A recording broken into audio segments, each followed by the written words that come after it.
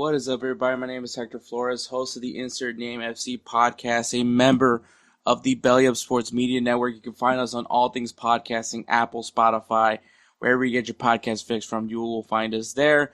We also offer a video version of this episode, which is available on Belly Up's YouTube channel. So just go to YouTube, check out Belly Up Sports, and that's where you will find us for the full video version of this podcast. Speaking of YouTube, we also have a YouTube channel, so these episodes, we normally break them down into shorter videos. So if you guys want to check that out, we are also there. So that's another avenue you can watch us. Now, the full video version of this podcast and the shorter videos are available on Goals TV, golz.tv. You can find us there, and you can find me on there sometimes for some of their original programming on Goals TV at Insert Name FC. Follow us on all social media platforms at Insert Name FC on Instagram, X, and Facebook. And episode 230. This episode is going to be a little bit different. Not really, but a little bit different because there wasn't much to talk about. Going through headlines, it was kind of dry. Kind of dry when it comes to the headline conversations. So, obviously we have a gimme for this week because we got to look at the U.S. men's national team at their friendlies against South Korea and Japan. Now that has been concluded, so we are going to talk about that. We're going to have Kelcey Coyne of High Low Sports coming in to talk about that with me. So that leaves with what in the world is me and Edward going to talk about. So in this episode, it kind of is fitting because this Friday, September 19th, let me double check that again. Make sure I'm right. Yes. September 19th, this week, September 19th, Friday, is going to be the early access to EA Sports FC 26. And if you guys know anything about me and Edward, we do love video games. We do play video games. We're still children at heart in some sense. So we are going to talk about video games. We're going to talk about EA Sports FC, fitting for that. So we'll talk about a little bit about FC 26. I can promise you there's going to be some discussions of it, just like, I guess, in some level, our expectations of it. But honestly, I don't remember if we did. But talk about like how our connection was with EA Sports FC or FIFA. Talk about that. Talk about a lot of things about the video games, how it how it got us to where we are when it comes to fans. Talk about how we like to play EA, how we like to play this game. We know that online game is a big thing now, but it's just not our thing when it comes to FIFA and EA Sports. And we'll talk about that. We'll share our love and affection for this game that we have quite the abusive relationship with, but nonetheless we still come back for more. And so, yeah, that's pretty much it. That's pretty much going to be the episode. Is we're going to talk about EA Sports FC and then talk about the U.S. men's national team. No more international breaks. We're back to regular scheduled programming. So we are going to have players of the week for this episode. Give you guys some games to look forward to this weekend. And yeah, that's going to be this episode. It's going to be pretty, I can't say short because it's going to definitely be 2 hours long, but I think it's going to be an enjoyable episode. I think something a little different, especially when we're talking about video games, but I think it's still going to be a really good episode. So sit back, relax, and we're going to take a break and then go right into EA Sports FC 26 to some extent. Let me tell you guys about Belly Up Sports. Belly Up Sports is the internet sports bar. Go ahead and check out their website, www.bellyupsports.com, to read some great articles from great writers all across the country, from hockey, baseball, golf, soccer, you name it. Belly Up Sports is the premier, not your average website. All right, guys. So this episode's gonna be there's no headlines. Like the headlines for this past week was I guess dry. Pretty slow. Yeah, pretty slow. I mean, besides just I guess talking about Lamine Yamal. Not look. The funniest thing to ever say for Hansi Flick is that you had to explain that like painkillers just wasn't going to be enough to get Lamine Yamal ready for for match day. Which I don't know about you. I think the last thing I need is to put Lamine Yamal on a painkiller addiction. Oh So God. Yeah, that'd be bad as hell. like when Hansi Flick's like, yeah, we try to put him as much painkillers as I was like, what? So that was the headline. That's the headline for this episode. Is Damn. me believing that it was a good idea that we didn't do that. So for the sake of Lamine, like on top of the party thing, I guess broke up. Everyone's in shock that an 18-year-old broke up with another 18-year-old within 2 weeks. Shocking. Yeah, So right. that's that's high school. Yeah, pretty much. That's high school. Like, oh no, I thought they were gonna make it. Bro, no. Dude, no. Doesn't matter. The fame does not matter. Like it doesn't matter no matter what. Dude, honestly, even then, But celebrity relationships are just as worse. Like, they're even worse. Like that's the thing. It's like how many you celebrities are like divorced? so many. And then it's funny, they get divorced, they get remarried to somebody else, and then they go back to the person they divorced. And then they somehow either get try to get married or they make J things Lo, work. J Oh Lo, God, J-Lo's the worst, dude. I mean, I J love Lo's her. the I think Thanos. she's gorgeous, but but I've learned to I have developed a massive loss of respect to J Lo now. oh yeah. Not The not I mean, kudos to the guys because I mean the guys, they get when to say I when tap J-Lo, but other than that, When Ben Affleck has better Spanish than Jennifer Lopez. oh that's just And, that's just sad. and then the weird sandwich order. I'm not familiar with New York, because I'm not from New York. But I guess like going to the bodega, the corner store, Edward. If you didn't know, that's Yeah, what yeah, I know. when you go to the I've corner seen store. Spider-Man. I've seen Spider-Man. So when you go to the corner store, apparently like there's like you make sandwiches. They make sandwiches there for you, and you put in an order. Um, which sounds really cool when that's explained. But obviously they had like an interview with her where she's like, "What's your favorite New York saying?" And she said, "Fuck you." I was like, "There's so many other sayings in New York. They would be Yeah, much cooler than just fuck you." Sorry for cussing, Kelcey, by the way. Um, yeah, that was an interesting whole thing. little tidbit. Yeah. Also, once again, I do not I didn't understand orange drink. Because orange drink means a lot of things. As a matter of fact, there is, in fact, me and Edward, speaking of people that went to an inner city school, there was, in Yep, fact, a drink called orange drink. yep, Didn't say juice, didn't say soda. It said drink. yep. That can mean a lot of things.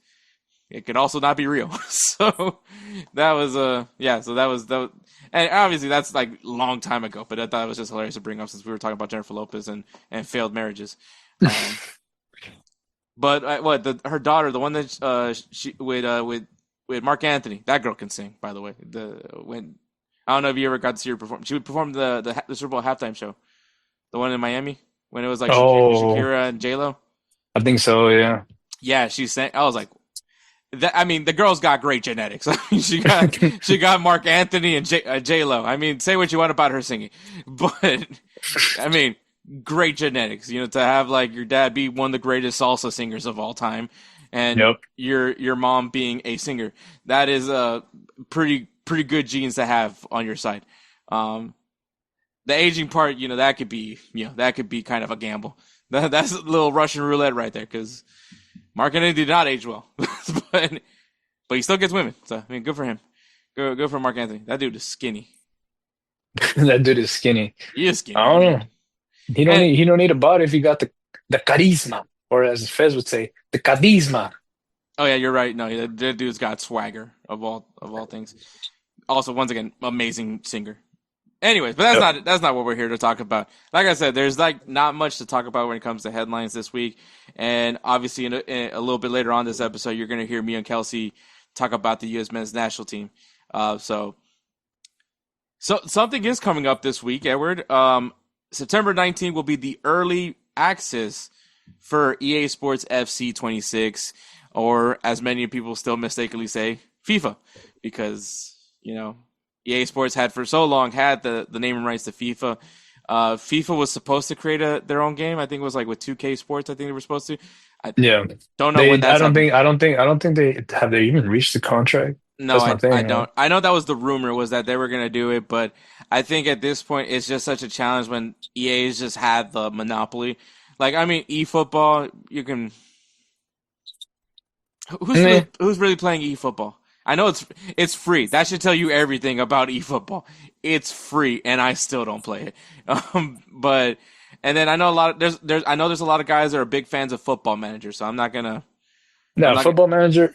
See, here's the thing. Football manager, you don't really play. You're literally just No, watching a sim, or yeah, it's like what was that Halo, that one Halo game, the one that you're not actually shooting. Halo Wars. Yeah, that one. Fuck that. Sorry for cussing, Kelsey. Yeah, that was just. Well, that was a real-time strategy game. I'm. I guess. I mean, I guess I it plays maybe different than a sim. maybe it's different. Yeah, I guess maybe I'm not. It's not. Maybe it's apples and oranges, but the concept is still there. And Um. it's like let's put it this way. It's kind of like playing Madden, and then you go and play the ESPN NFL draft, where you don't control the players. You're just Oh, you're talking watching the about simulation. Like, NFL head coach. That was yeah, yeah yeah, yeah yeah. yeah. There you go. That Perfect, was that perfect was that was example. another one. Yeah. Yeah. I wasn't a fan of that game either. It was worth a shot. I mean, I'm not, I'm sure there was some. I know there's people that love those games, and I know Football Manager. There's a massive. As a matter of fact, there is a coach out there, the guy that doesn't have a license. That essentially that's how he learned to become a football A manager. coach. So Yeah. that he is now a football manager because of Football Manager. So, Yeah. um, little inception there, right there. But the reason why are we talking about EA Sports FC? Well, very fair point is it was a big part of many people's lives when it comes to watching this game. Like, this is how a lot of people became familiar with certain players, how it became familiar with certain clubs, certain leagues, how they were structured. Was through playing FIFA or EA Sports FC. That's just kind of how we. As a matter of fact, I mean, going back to, I guess, me and Edward's origins of how we became fans of the clubs that we are now today, it was because of FIFA. Like I said, me and Edward. Oh well, I'm not gonna speak for you, Edward, but obviously, you know, at Now, one point. for me, I think what did it to where I was like super Well, overwhelmed in it was FIFA Street. oh yeah, FIFA Street is one thing, but I'm saying for like clubs, the whole club aspect. Because the reason why I'm saying that is because, like, while me and Ed were probably more knowing of the international competition, obviously World Cups and Copa America, and I'm not gonna say Gold Cup, but those kind of competitions. Not even Euro. I don't even think I paid too much because Euro wasn't something that I think was accessible to us at the time. But obviously, me and Edward, we both love Brazil, and I think, what was it, FIFA 2002, right? I think it was FIFA Yeah, World 2002. Cup. They had the FIFA 2002, and then they had That the that World Cup that, 2002. that was '06, I think. No, they had for I think it was like for PlayStation 1 where they have FIFA 2002, Oh yeah, like no, the no, World the Cup, Korea, yeah, Korea. Korea, Japan. Yeah. Yeah. Because that's when they So had the standalones. That's where you literally had almost every country in the world in mhm. the game, and then you could literally I make it I suit. miss that. I miss that so much. That was. Yeah. We'll get to more to that.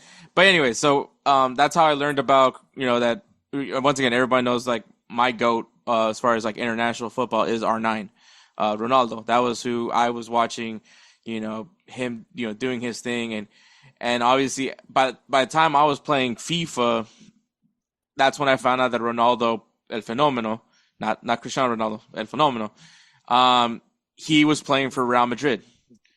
So by then I started, obviously, then I was, and Edward could tell you because Edward was the one that pointed it out to me. And so by then, I was like looking at that Real Madrid team, and I was like, oh shoot, they have Zinedine Zidane. I know that guy. And that's kind of, and then, I got to learn about guys like Iker Casillas, Raúl, and all the other icons of, Roberto Carlos, like all the icons that came from that Real Madrid team, The and Galacticos, basically. the first Galacticos. So, and Figo. And so obviously, once again, I know now that R9 at one point played for Barcelona. I know. I don't need people to keep repeating that to me. Every time I say that the reason why I became a Madrid was because of R9. I don't need multiple people to explain that to me. Stop mansplaining me. I know it. I get it. He played there. I didn't know he was playing there at the time. Maybe that would have been, maybe if I was paying attention in the '90s, maybe I would have been a Barca fan. Who knows? But maybe Edward would have been a PSG fan. Who knows? Yeah, we're never gonna know.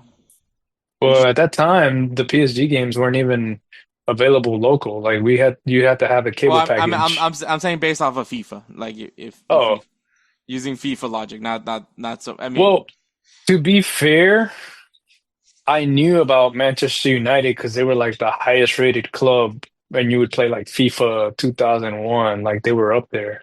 Like they or yeah, FIFA 99, that was way back in the day, PS1 days. yeah. No, I get that part, but yeah. So, like I said, me and Edward, FIFA, EA Sports FC has been very much a big part of our lives. Me and Edward are also very much into video games, and yeah. So sports games, like I mean, I don't think sports games is all in all the only games we play. I mean, me and Edward we played, Call of Duty. We played Guitar Hero. Halo, Guitar Hero. What a time! Rock Band. I would say when it comes to shooting games, me and Edward were definitely like hooked on Gears of War. Oh yeah. That one to And me, they and most they fun. brought it out now on PS5. Yeah, I'm like so tempted. I am so tempted. I'm gonna get it someday. I I just, will. I just don't I know. want to play online, and I I was like, just, man, I already know what's gonna end up happening. We're gonna end up I just suing don't have, noobs. I just don't have the heart to go through the whole passing of Dom. Like that's the only thing. That was Gears Gears 2, two, I believe. Gears two, Yeah. yeah, it was No, Gears two. Gears 3, no. Yeah, No, Gears no, 3, dude. it was Gears two. Gears 2 wasn't no, Gears 2 was the whole thing with his wife. That was hurtful. That was hurtful. Gears 3, I believe he was still in it because Mark Oh no, you're right. Yeah, you're right. Yeah, You're Gears right. one, he saw his wife. Gears Oh, two, it was Gears 2. oh, It was also, Gears 2. Yeah. Gears 1 was legit. Mostly you were in the city. You didn't go underground. You were legit just going around the city fighting locusts. Gears 2 was where they were in the city defending it, but also you would go underground. That's where they introduced or that's where you did more of you used the Hammer of Dawn a lot more than in the first Gears. I think you used it maybe like the one time when you were oh like, no, no, no, you're right. Gears three, it was Gears three. yeah, the Gears 3, because Gears 4 is the one where it has the son of Marcus Phoenix. Yeah, yeah, yeah, yeah, yeah. There we go. Now everything's clicking again. But yeah, so yeah, I would. Yeah, I'm not ready to relive that scene. That was a very emotional scene in video game time. But anyways, we're talking about FIFA. So FIFA, I would definitely say it was the game to go to, especially like here. Okay, online's cool. I'm not trying to take it away from online, but there was just something about going to your boy's house and having a tournament. Oh yeah. Like Or even doing split screen on the story. no, no, I'm not talking about like other games. I'm talking about this is specifically FIFA, EA Sports FC. That's what I'm saying. Like you Split literally could screen. yeah, you literally could play Split. the game in the same house, like in the same screen. You didn't have to Yeah. go online and match Oh, up. yeah. That's what I was implying. You said split screen. That completely confused the fuck out of me. Sorry for cussing, Kelcey. All right. Yeah. So yeah, bring your boys over. Maybe. Well, what? Let's be honest. We all didn't have money. Maybe like a $5 buy-in. And then and you had to whatever team you were playing with. That's who you're playing with throughout the whole tournament. Or for my case, maybe the first round. But I wasn't very good. I was decent. I was okay. But yeah, so it was just something about it, just getting the boys together to play a FIFA tournament, and even at school, bro, like I would think that was like one of my favorite things about school was like when it was like near the end of the school year, all your assignments are done, you don't really have anything else to learn about, and then your teacher just says F it, bring out the TV, and like hey, whoever brings their console tomorrow, it's like all cool, and you already know we're all gonna play FIFA, and just argue our way through it. But yeah, good times, man. Good times. Also fun in college. When I was at Texas Southern, I would go to like I guess like the school the college bar, Edward. Yeah. I would go to the bar and I guess you can rent out like the controller. You have to use your student ID and they'll give you like two controllers and you go. and obviously you also asked for like the game, and so there was a group of us just playing FIFA like between classes, and we did King of the Hill style, but we did it like maybe I think it was like 4 minute halves, and then if we had to go to extra time, we had to do golden goal, the golden goal rule. Oh, dude, do you remember how we could do golden goal? But it's like, oh yeah, instead of it just being one single goal from the very beginning of the match, it's like we put up to like 10, I think 10 or 9 was the max. And it was like, yeah, all the way up to 10 goals. So it's like that would be the golden goal, would be the whoever gets to 10 first. They need to bring that back. That was fun. Yeah, man, it was something about just being with the boys, being with the lads, girls included. There were some gals that can play. There were some girls there that can play, but just being with your friends, just playing and like making fun of each other, making fun of your guys' playing style, making fun of the guy that picks the obvious team that no one should be playing with, the overpowering team. Like each year's FIFA, there was always that one team that was like, if you pick that team, I hate you. Kind of similar to like I guess like the guy that plays like NBA 2K and chooses the Golden State Warriors when they were just a dominant force. You know what I mean? Uh, Yeah. so like I never got made fun of because I always played with Arsenal. I knew not to play with Real Madrid because I knew it just wasn't fair. So I would play with like with Arsenal because that was depressing. We used to do rules too, I think, right? Then we like have some rules like you had to pick a team of like a certain number of stars. Um, yeah, good times, man, good times. Yeah.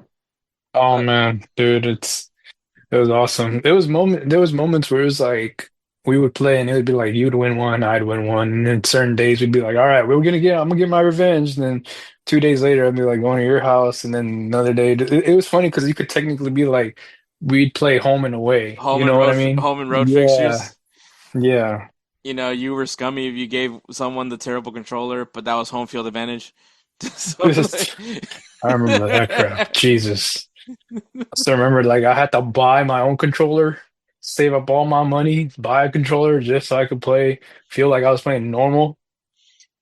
yeah, because the funniest one was the one guy that had FIFA, but it was on the GameCube.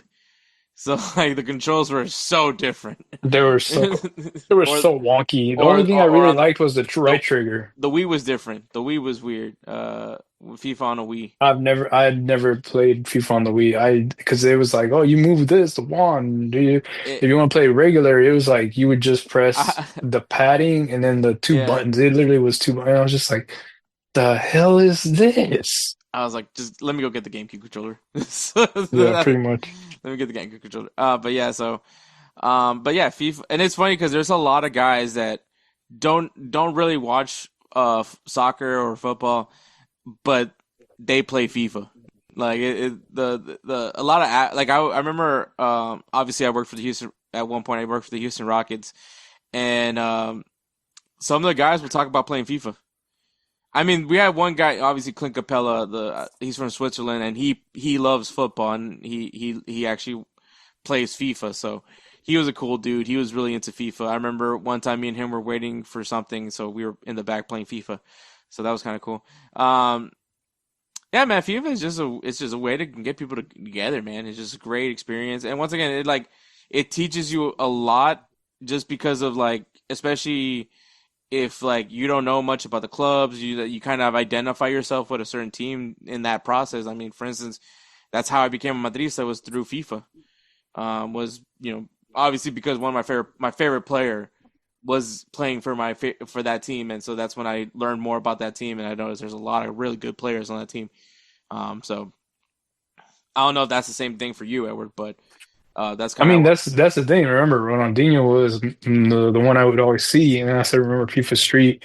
Later on in the years, I played that more. Then I started playing regular FIFA, and then that's when Ronaldinho was known as the Joga Bonito, everything like the Brazilian national team back in '02.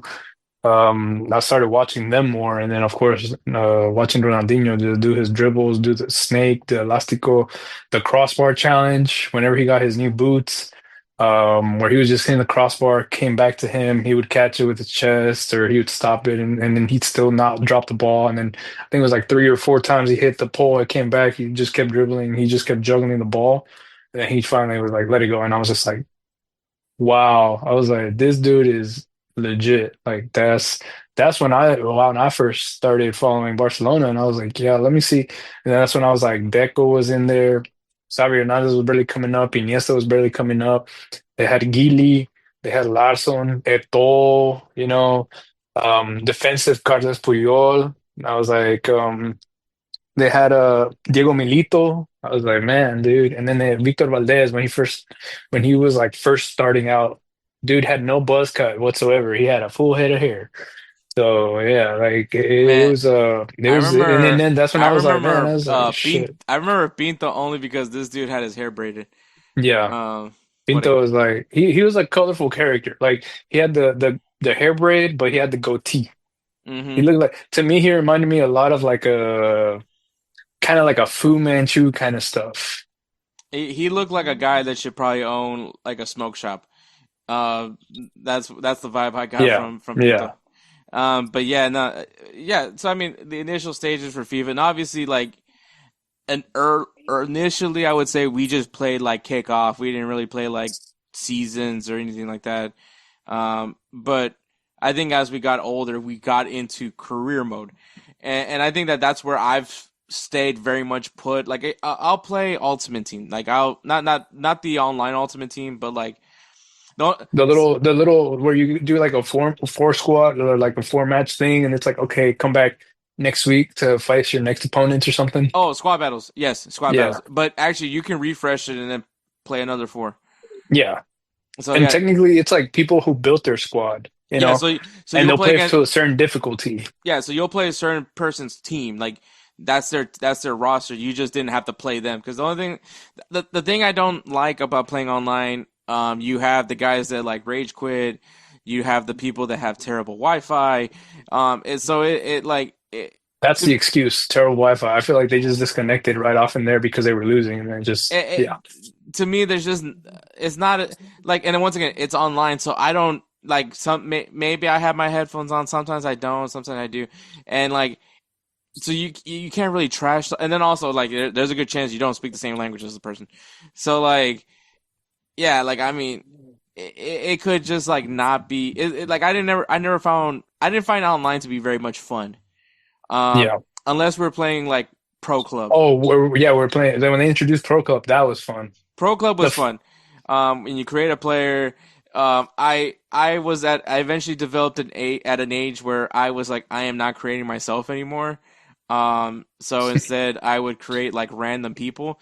And one time, me and Edward were in a pro club with these other guys that we used to play with, but now we just play pro club with. Um, I created Lonzo Ball. Oh yeah. So I created a 6 foot, I think it was a 6'4", 6'6", somewhere around there, guy. And initially everyone thought I was an idiot for doing that. And probably I was a little bit of an idiot. But, Mikey realized Oh yeah. this dude's like, Hector just created a 6'6" character. All I have to do is just Stand in front of goal. yeah, like all I need Hector to do is just stand in front of goal, and he can easily head the ball in, which we scored a lot of goals because of that. Just corner kicks. Corner kicks was basically the main for your character. So yeah, and what's funny was one day you guys weren't available, so I just decided to hop on a random game. I completely forgot that I was Lonzo Ball, by the way. Um, But apparently, I guess the guys I was playing with, their passing was like not as good, so I was essentially the corner kick taker. Yeah. And obviously, if you're the corner kick taker, you can switch out to another player. Oh yeah. And so I had a headset on, and I was like, "Hey, so and so, are you good at doing corners?" And he's like, "Yeah, man." I was like, "All right, bet." And so I switched with him, and at first he had no idea what I was doing until he saw me just standing amongst. Yeah. Amongst everybody, towering over everybody, and then that's when everybody was like, Yeah, "Damn." Lonzo Ball was a set piece threat. Am I implying that basketball players should be playing football? No. I know. I don't know if you've like watched like TikTok or something. My algorithm is so weird, but the algorithm I've been getting is like I guess there's like these guys. Everyone wants to do these stupid like debate videos where you have one guy that has a different opinion amongst everybody else, and so like I don't know why that's a thing. I think I blame. I don't want to say the person's name because that's going to be very controversial when I say that.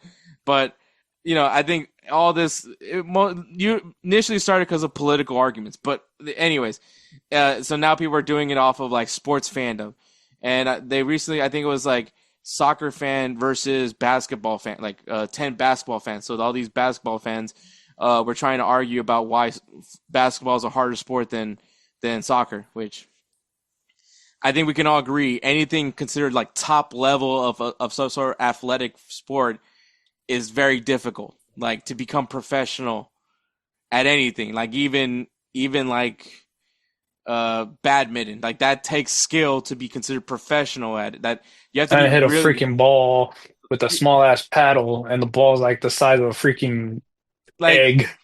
yes, can anyone play like same thing with basketball, like anyone can play basketball, anyone can play soccer, but to be professional, like any sport regardless, like there's some level of respect given because you have to be really good. Like it's like Yeah, like that's why I don't try to brush off any sport like golf. I can't I don't have the patience to play golf, and those guys clearly do that play professionally, and they get paid very well to be patient. hmm So like I don't have that kind of patience. Also, if and also in soccer, obviously I can't be a professional soccer player. I do not have the dietary discipline to just dude. the dietary discipline to do so.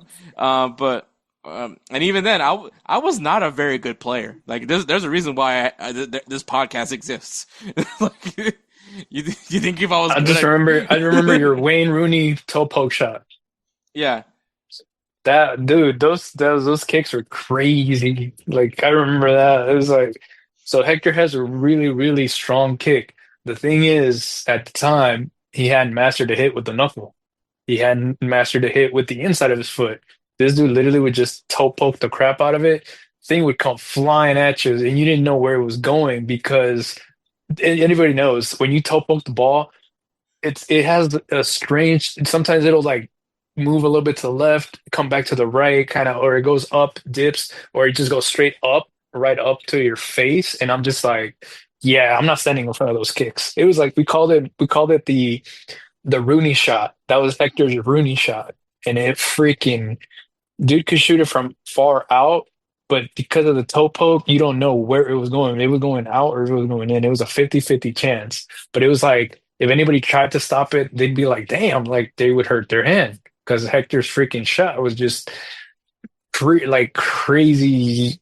I don't know, like just crazy. Like even me, when I was like, all right, I'm gonna be goalie, and I told him you gotta shoot all the way from over there. Still shot it, and I was like, God damn! I was like, I was stopped, and I was like, God, Lee. I was like, hurts my hand, my wrist, my fingers, because it was just toe poke, and especially because it's not like he would just stay behind the ball and take one step and kick. No, this dude was like take one, two, three, four, 5 steps, and then come in, and then little steps, and then boom, becomes a toe poke. And so it was like he wanted to shoot the crap out of it. And then me, my kicks were never power shots, but it all has the massive curl where it was like if the goalie wasn't ready for the curl, it was like it would stop. They would stop it, but it would get out of their hands, either go in or it would just kind of stay in front of them because it was like too much curl in my power in my shot. So yeah, the way yeah, and yeah, hey, I still remember Hector's. He'd be like, "Ah, damn it!" Like, yeah, here comes Hector with his freaking toe shot. Even playing after school, you know? I was very much a defender. Yeah, yeah, that's the thing. He was like, Like okay, I shot like a defender.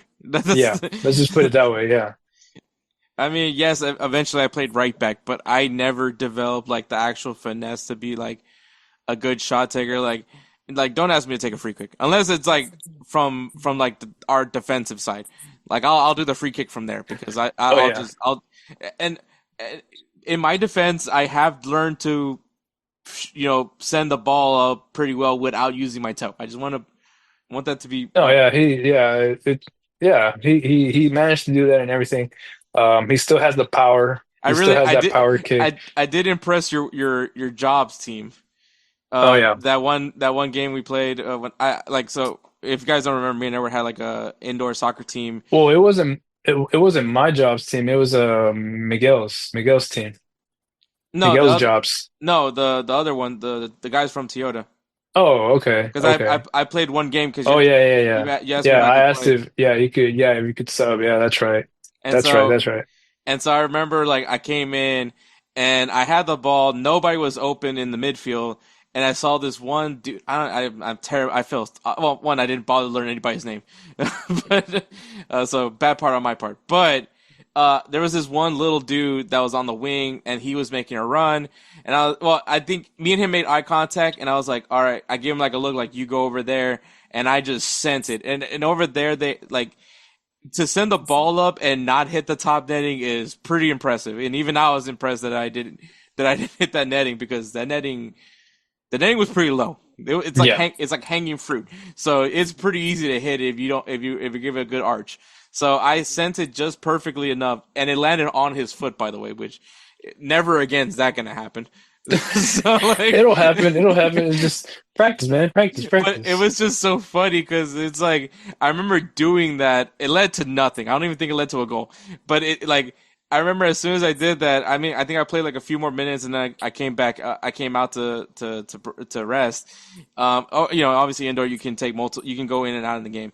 And I remember like well, one of the guys from Edward's job was like, bro, you're good. And I was like, I'm not.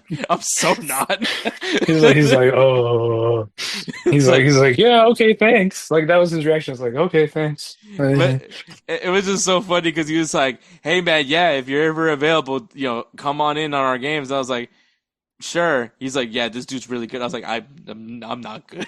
Like, yeah, but to Speak be volumes. at that time, like I remember we played a few more games at that point because I remember when we first started playing indoor, I could give you like one play and I'm going right to the bench. Well, the thing is, it's like you do one pass and then that was it, and it's like, all right, cool, like whatever. You weren't like, oh yeah, I'm gonna give me the ball again. You were just like one pass. You were like, all right, cool, I got it on defense. That's good. That's my job. And then but then of course, come Well, rushing back, you stop the ball, and you're like, all right, I let me would be a just go center ahead. back, and then for some reason Nelson kept putting me in the midfield, and yeah, and obviously I would have like good moments. I would find my opening. I would somehow get the ball to Yob. That was literally my strategy. Was like, F it, Yob's out there somewhere. And I remember getting the ball to Yob, and obviously I also had to run to find Yob, and so when I found him, it took a lot of once again, I'm not this is before I was doing a 5K, so like I very much was like. And I remember Gasping for air. looking at Miguel, and I'm like, "All right, switch." And he goes like, no, no, no, you're doing good. You're doing good. Stay in. And you're just like, but I can't breathe. I cannot breathe. I needed water. Yeah. And of all games, that was the game that my sister came with my nieces, and Emma, not Emma, Heidi was like, "Theo, you're really out of shape." I was like, "Oh, you don't say. You don't say." You're like, I didn't know that. I didn't know the that. best part was that pass led to a goal.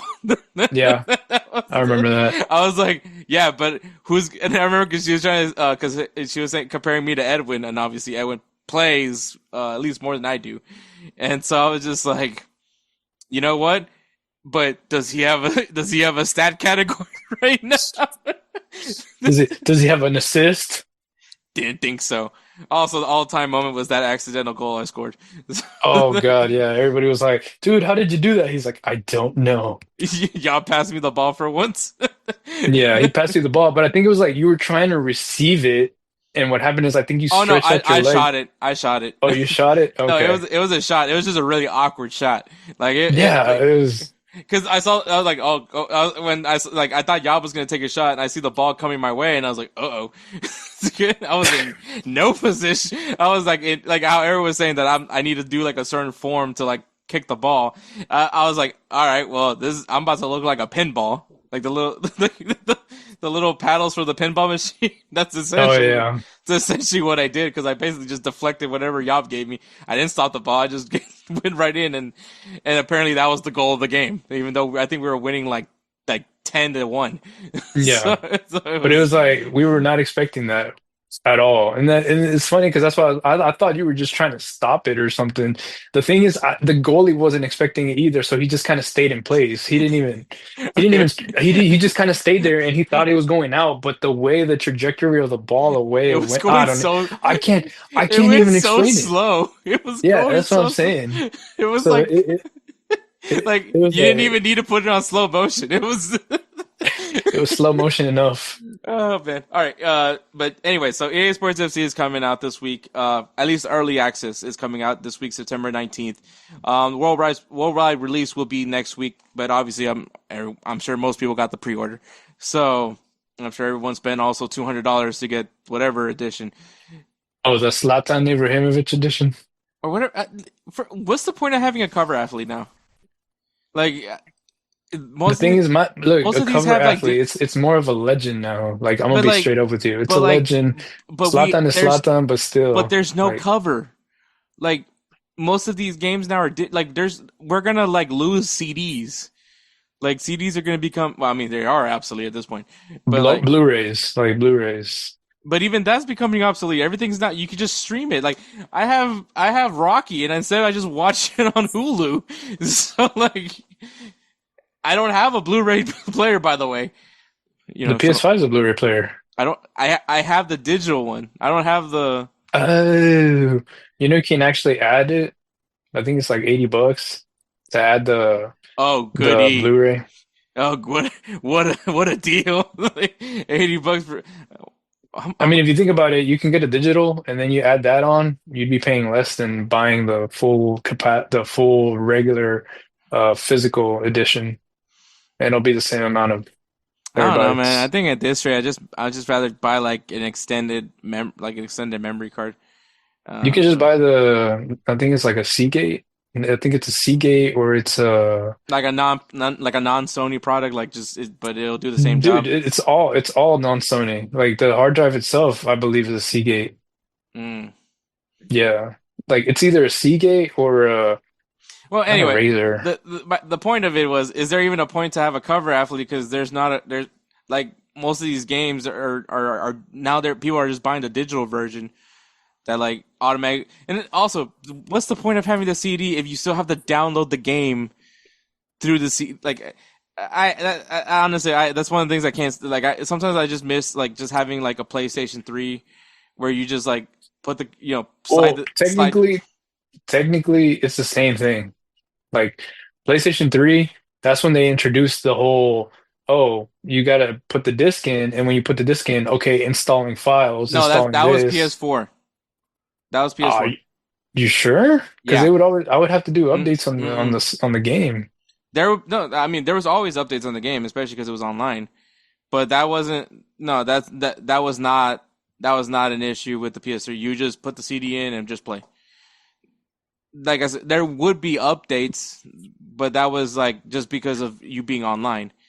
But like yeah, it was. Mm, Yeah, but I remember because before I got a PS4, I had an Xbox One, and that was like super annoying, especially. So I remember getting rid of the Xbox One, and I got the PS4 mainly because Edward had a PS4, and I kind of preferred playing with Edward. yeah, So especially online, that's the only person I play online with. yeah. Um, and so I What was did we just play besides FIFA? What did we play online? I want to say we played Call of Duty. Fortnite, Call of Duty. Oh You yeah, try to get me into Rainbow Six Siege. That didn't work out. yeah. Um, Yeah, basically like, but yeah, Fortnite we played. You tried to get me to get that horror game, and I was like, I no. The horror game, horror game, horror game. I'm trying to think. Oh, Dead by Daylight. Yeah, that game. You were like, dude, get the game. I was like, why would I want to be traumatized? Especially because like there'd be times where I'm not even playing. Like it'll be him and someone else playing online, playing that game, and I And just he'd hear get jump scare. and yeah, like I was like, dude, I'm not even playing this stupid fucking game. Sorry for cousin Kelsey. Like I wasn't even playing this stupid game, and I'm over here freaking out. I think you could get like Jason Voorhees or something like that at one point. It was like an add-on to the game. I No, don't know. Michael Myers. You could get Michael Myers, the guy from Scream. You could actually get not Jigsaw, but the Wait, pig girl from the movie. Michael Myers from Um, like Halloween? yeah, and you actually play in his neighborhood. I thought it was And Jason. Freddy Krueger. I thought Jason Voorhees was it. Uh, no, no, he's not part of that one. Because the thing is, what happened was Wow. Jason Voorhees he has his own game, literally Friday the 13th. Oh, that's what I'm So, thinking of. Okay. so the one that I'm talking about is Dead by Daylight, where you get the downloadable characters and stuff like that. You buy the DLC, and Yeah, yeah, so Edward was trying to get me to buy that game, and like I remember I was like, so what's the point of the game? And when he explained it to me, I was like, yeah, no. you got to So power up the generators and not get killed by the killer. You get 3 shots in one hit. If you get hooked 3 times, you're automatically dead. But you do get revived. You get med kits and this and this and this. He only heard, oh, you get chased by the killer. And he's like, no, I'm good. And I was like, but dude, like, it's not just by yourself. You get to play with so and so. You get to play with this. one of And the he's like, no, no. He's like, no, I'm fine. He's like, one I'm of fine. one of the all like I like Resident Evil. Like Edward knows I like Resident Evil. I'll play that one, but that I don't find it to be scary. But the funniest game I ever played that was supposed to be horror genre was Clock Tower. You don't have a weapon. Your only weapon is holy water. Oh Um, yeah. which I really wish I could say I'm making this up. I'm not. It was a game. Oh Someone no. someone was like, yes to this idea. Anyway, coming back to EA Sports. So the funny thing is, like, I think many people have the fair question, like, don't you guys complain a lot about this game? You're right. So why A buy lot it? of glitches and everything like that. To this day, it's been years. We're we're in To an this abusive relationship with day, this game. look, to this day, and I use this like this, I emphasize this so much because we call it on Sunday League. We go ahead and call it on we call it on indoor. We call it in the majors, like we in EPL in La Liga. To this day, this game has no handball. No handball call. Oh no, you can have the handball, but then puts it on the worst, dumbest possible opportunities that can almost cost the game. So, Well, like or it doesn't come like, or I think they turned it. They probably dude, I've never they called had it's it never one year. They did have handball, and I hated it because it was always at a crucial moment where I have like a 1 goal lead, or it's 0-0, and like the draw like helps me advance on to the next round of the Champions League, and all of a sudden handball, penalty kick, and now the game's tied. And I'm going to extra. see, not for me. It's never had handball. And some of the time I get the opposite. I'll be like, damn, I'm tied. I gotta win this one. I shoot the ball from far away. The player throws his leg out, but somehow the defender ends up blocking it with his hand extended out. But of Oh course, yeah, doesn't that get called. And I'm like, dude, like I just get mad. I'm like, you know like what? Screw this game. the how compact like the AI's defense is baffling to me. Also, I'm not gonna lie. One time when one of the career modes that I was doing, I was playing with Arsenal. I was playing against Real Madrid, and I immediately got pissed off because I got chased down by Kylian Mbappe, and I was like, Kylian Mbappe doesn't even play defense. Hey guys, this is Hector from the Insert Name FC podcast here to tell you guys about Candidips. It is a great tasting, superior alternative to traditional dip using CBD in a way that is radical, enjoyable, and effective. It comes in 5 core flavors: wintergreen, mint, citrus, mango, and American spice. Candid CBD is the new evolution in dip, allowing guys to enjoy great, long-lasting taste without the downsides. If you guys want to go ahead and try them out, use the code BELLYUP20 at CandidipCBD.com. Once again, BELLYUP20 at CandidipCBD.com, and you'll get yourself 20% off your purchase. Thank you again for Candidips for being a great partner of Belly Up Sports. Like, what are we doing? Yeah. I was like, this guy does not do this. This guy never He doesn't run back. He never runs back to go get the defense, like go get the ball back. Like I've never seen him do this in my entire life. Maybe now because of Xabi Alonso. But I was like, I remember getting livid. I mean, livid at this. It was insane. But yes, yeah, we've set out the complaints, but yeah, We still play it. at this point we have Stockholm syndrome. You know, like it's just it is what it is, kind of with this game. You know, it's the song by Eminem. You know, love the way you lie. You just don't know why, but you just keep coming back for more, Yeah. more for more and more Do beats. you remember when PES or eFootball and like Konami and EA were at battle to battle where it was like, hey, we got Messi on the cover. Hey, we got this league. Hey, you know what? We have this new a feature added into it. Hey, we have this new.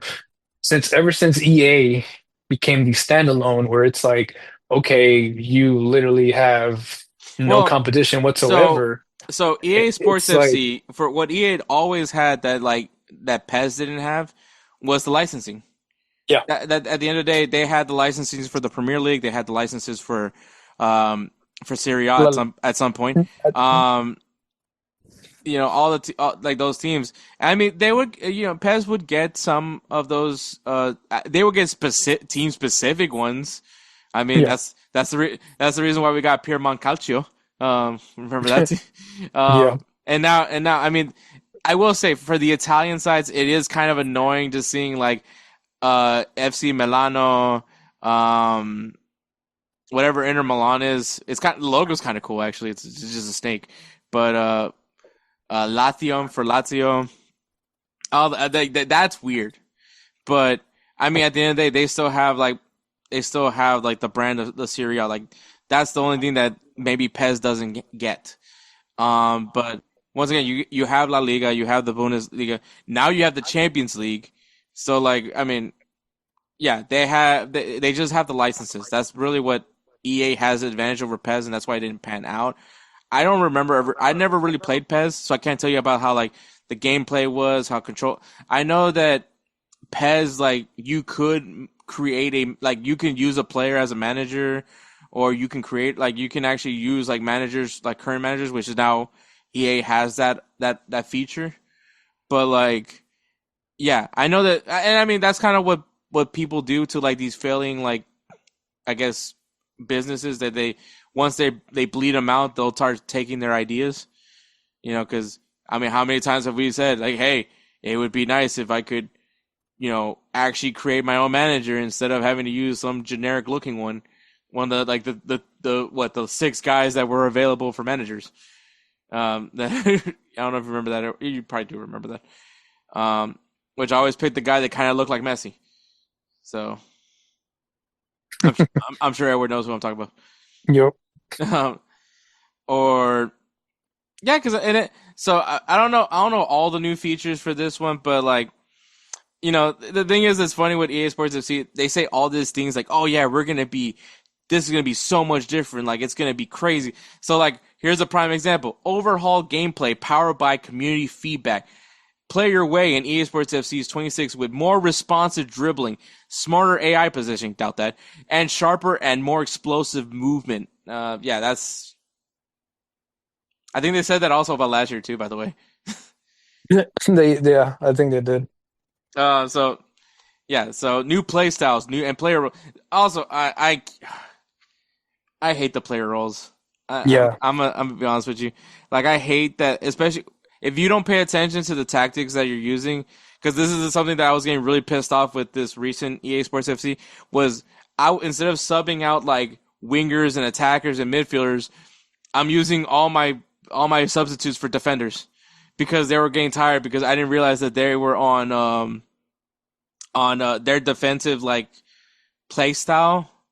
Their player role was like on the one that like you're like burns out all their freaking stamina. Sorry for yeah, cussing. But yeah, so that was like it. And as soon as I figured it out, I was so pissed because I was just like, this whole time, this is all I had to do was just switch him back to defender. That's all I had to do this whole time. I'm over here getting mad that I'm like, dude, like I can't even sub out my midfielder because I gotta sub out the center back because he's at like 30 stamina. So yeah. yeah, it was ridiculous. Yeah, that was super annoying. But yes, I am buying buying EA Sports FC 26. More than likely, more No, than likely. no, It's I did. I starting. already got the pre. Oh my God, I still haven't. Usually, okay, so here's I my. don't even know why I do the pre-orders. I have no idea why I do this because it's not like I go play FUT, like because that's like the only benefit. Like to pre-order it is like here you get this many tokens, you get to have a loan, like a top quality loan player. It's Yeah, just like I was like, okay, cool. I don't play it, but all right. It's yeah, like- right.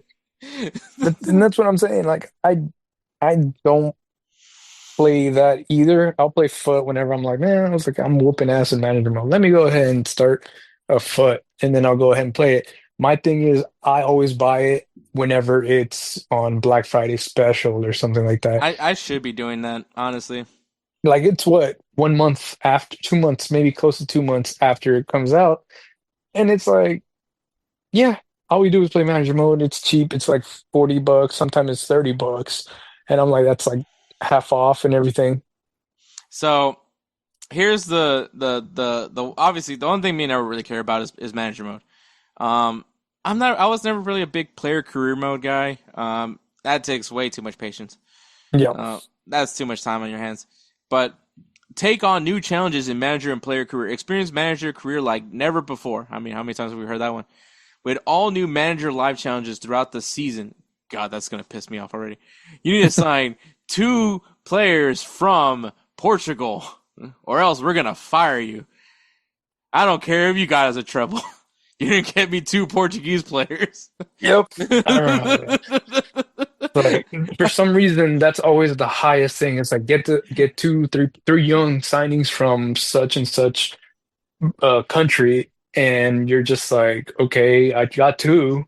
I got two.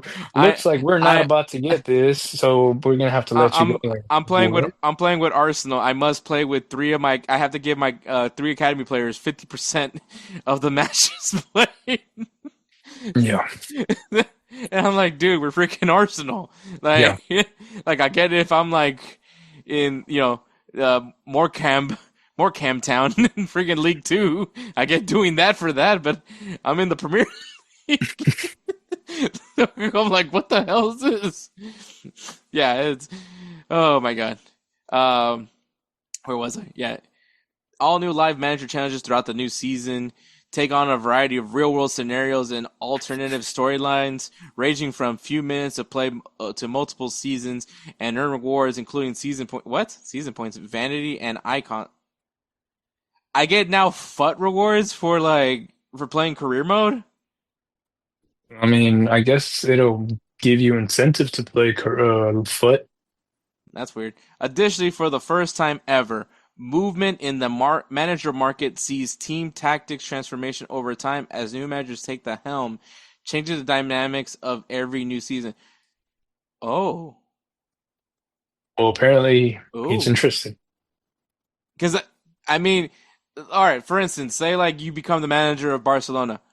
Like what happens to Hansi Flick? Like you know, Yeah. like I'm now in my career mode right now for that I'm doing. I'm the manager of Real Madrid. Did we just like kill off Carlo Ancelotti or what? Like we never see that He, guy again. he retired. Apparently he would retire, you know? I guess EA Sports FC just retires a lot of guys. So Yeah. Hansi Flick, you're you Oh retire. God. You retire, buddy. I'm sure everyone would love to do that to Ruben Amorim then, if that's the case. So Yeah. Yeah. so okay, that's kind of interesting. So that means like I wonder if they do that, do they like create like Jurgen Klopp and Zinedine Zidane, like they have them available so that way like like as manager I want that manager that's gonna be interesting. Like if they do this right, if they do this right, and also because like it would be annoying whenever like you know uh like for instance, like, all right, so like, so for you guys to know how I do career modes, I'll start off like with a small club, usually like not even in the Power Five leagues. Like I'll do like, like Switzerland or Belgium or somewhere around there. I don't even touch Portugal or Scottish Premier League. I'll go like really into the depths, and not even with a good team. Like I'll probably pick like one of the worst teams in that league, and and I'll work my way. Like I'll kind of do like a journeyman career mode, like so where I'll go to like from team to team and all that stuff. And so, it would be weird how you go to one team, right? You do you do all these changes to the tactics. You kind of maybe I've changed a few players from like a left midfielder to now a winger. You know what I mean, Edward? Yep. And then I leave, and they just go back to the whatever tactics that team originally was. Like, you mean to tell me like the next manager just happens to be like the having the same tactics as the previous regime? You know? Yeah, I mean it's kind of I mean, I don't know, really know how to say it, but yeah, you already know me. Like, I'll go ahead and do the basically Barcelona tiki taka. Try to do it formation no matter what team I try, because I try to play with the concept that I've known for so long, and that's what worked for me. Mm-hmm. Right now, I'm trying to do it with Manchester United, and my God, we were just talking about this. It is so difficult. Mm-hmm. No, yeah, and one of the new another thing to mention, um, experience unrivaled authenticity. I doubt that, because you still haven't gotten all the teams from the Serie A yet. But they are bringing back Liga MX, That's good. so unfortunately, and I say this for myself too, because it's hard not to do this. Is you grab the Mexican free agents, like all the Liga MX guys, because they don't have club. Obviously there's no Liga MX, and they have the Mexican national team for like the international teams, and so they're like Henry Martin's available, Marcelo Ruiz is available, Alexi Vega is available, um, not Memo Ochoa now because obviously he doesn't play Liga MX, but Malagon, you know what I mean, right? Yeah. So it's I've tried ever to like limit myself to maybe like one or two guys from there, just because it is super convenient and they are like immediate upgrades to some, especially if you're starting at a low team, right? Yeah. Like Henry Martin, probably like probably a big upgrade for like your current nine. Same thing for Marcelo Ruiz, who obviously has like a ridiculous potential. Like this dude like gets up in the 80s. Uh, Yep. so Marcelo Ruiz is another one. Israel Reyes, really good player by the way. I like using him also in career modes. Yep. Um, so yeah, so all the guys that liked spamming the hell out of the Mexican players, that's gonna not be a thing. So and so I mean, positive, but also like I'm happy because Liga MX is back because I actually do like playing with Liga MX teams. Kind of similar to what I was saying with the like when I do that journeyman type career mode, I actually would like to start with Liga MX because I would like to try to say I can win. I've won all trophies. Like maybe at one point find myself at Boca Junior or River Plate, and try to win the La Liga Libertadores. Oh, yeah. Yeah, so things like that. Like that's how I do career modes. Also, obviously, the road to glories is also another fun way to play. Um, I've also like retired a player and to make them a manager. I've done that a few Oh, times. you have? Yeah, I did that with Zlatan Ibrahimovic. I did that with Muslera. Uh, so like I don't pick like a young player or anything like that. I'll pick like a guy that's definitely up there in it. I might get to do that with Luka Modric. I'll probably do that with Luka Modric this year. So it's just another dynamic, another way to play the game. Like that's how, like it's so much fun doing it that way versus just picking Real Madrid and just being completely OP. Yeah, that's true. I mean, remember what we like to do either way, what we like to do is sometimes we'll go ahead and go to like third division and try to move up to that first division. Road to glories, yep. Yep. Yeah, and I actually I think this would be a perfect way to end this. Do you want to do your like we'll do like I guess five players of you want to do five players or like just like no we'll just show some love to a player that we love using from our time playing FIFA, doing career modes. You want to do two or three? Like one, what three? Three players? Yeah, three players should be fine. All right, all right. Edward, who's the first player you want to give a shout out to? Mm,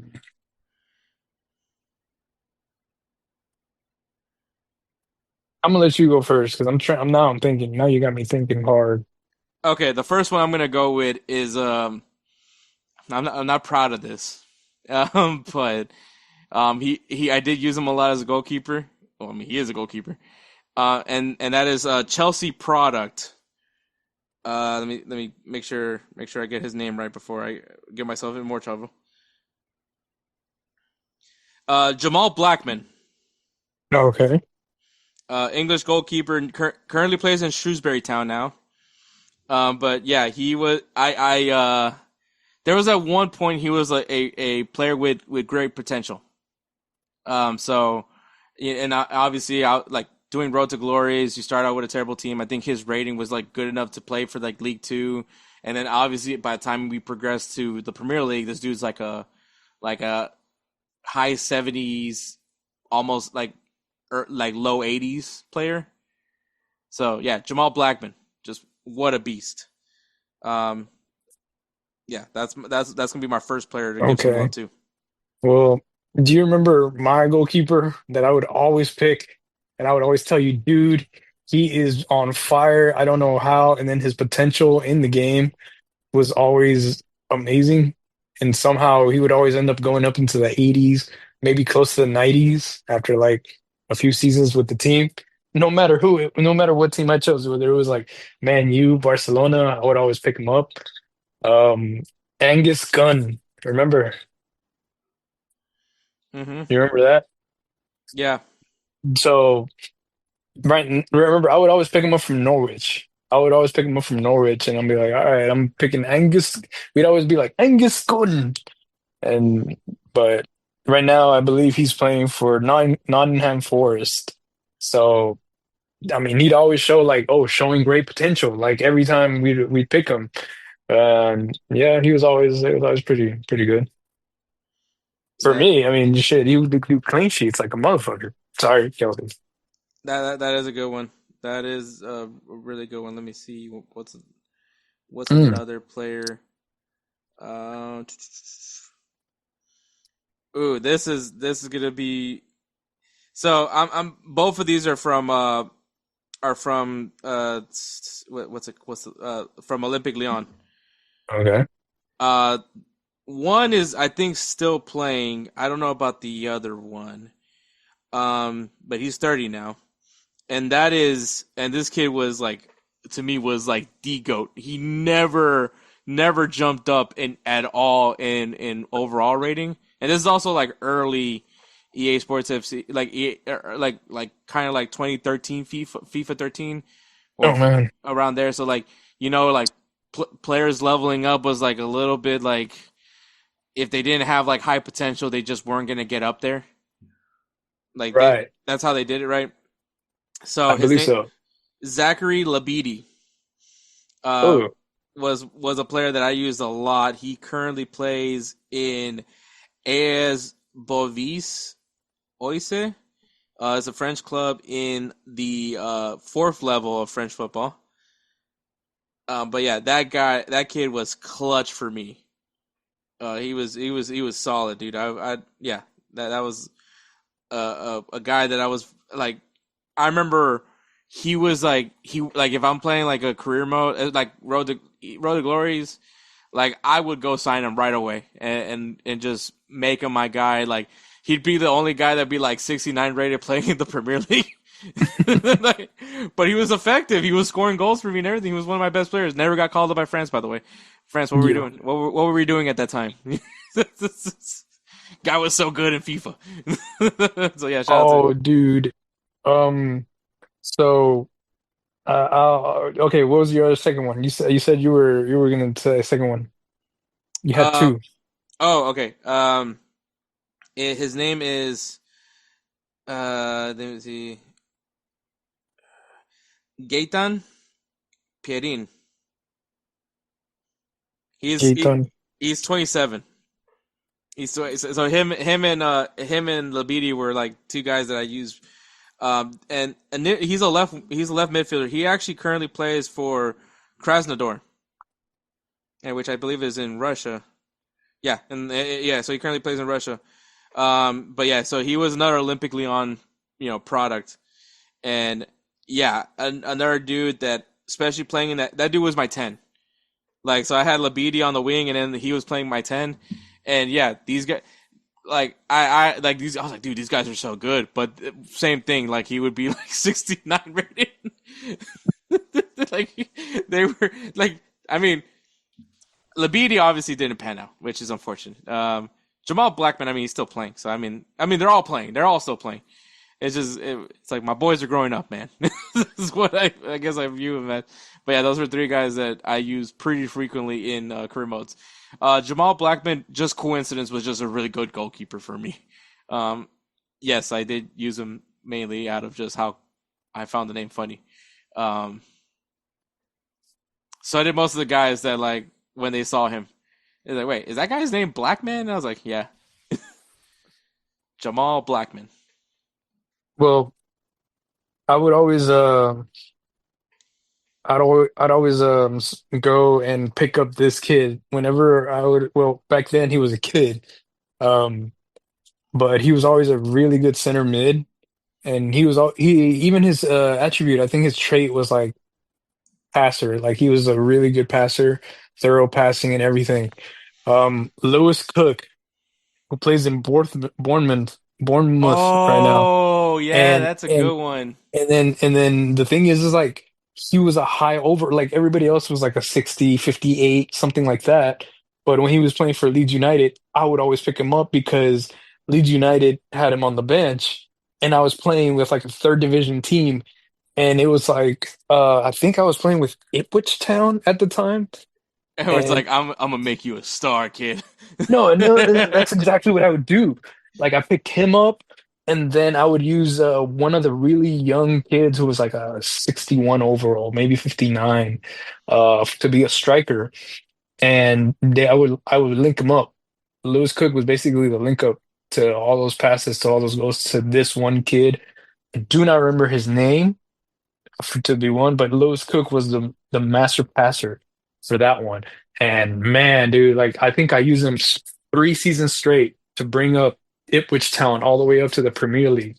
And yeah, like three, and I mean when I mean 3 seasons straight, I mean like 3 years of EA FC Hmm. back when it was FIFA. Like I Oh, would oh use yeah, Lewis I Cook. I was the same way with Labidi and Perin and Blackman. Like I would, like, every FIFA, like as soon as, especially because, like, honestly, with all the glitches and stuff, I'm like, I'm better off just playing with like like a League Two team anyways. And then I have another one too. So as you know, back in 2017, 2018, okay, let's say 2017. At the time, was we were expecting twins and stuff. And of course, one of them was his name's Mateo, and I would always end up picking up a Mateo to be on the team for Ipswich Town. Mind you, he wasn't like the best, and even now, like kind of stinks that he never lived up to what I made him to be. Like well, I made him good, and he was a center attacking mid, center mid, and center defensive mid. So he played all those three positions.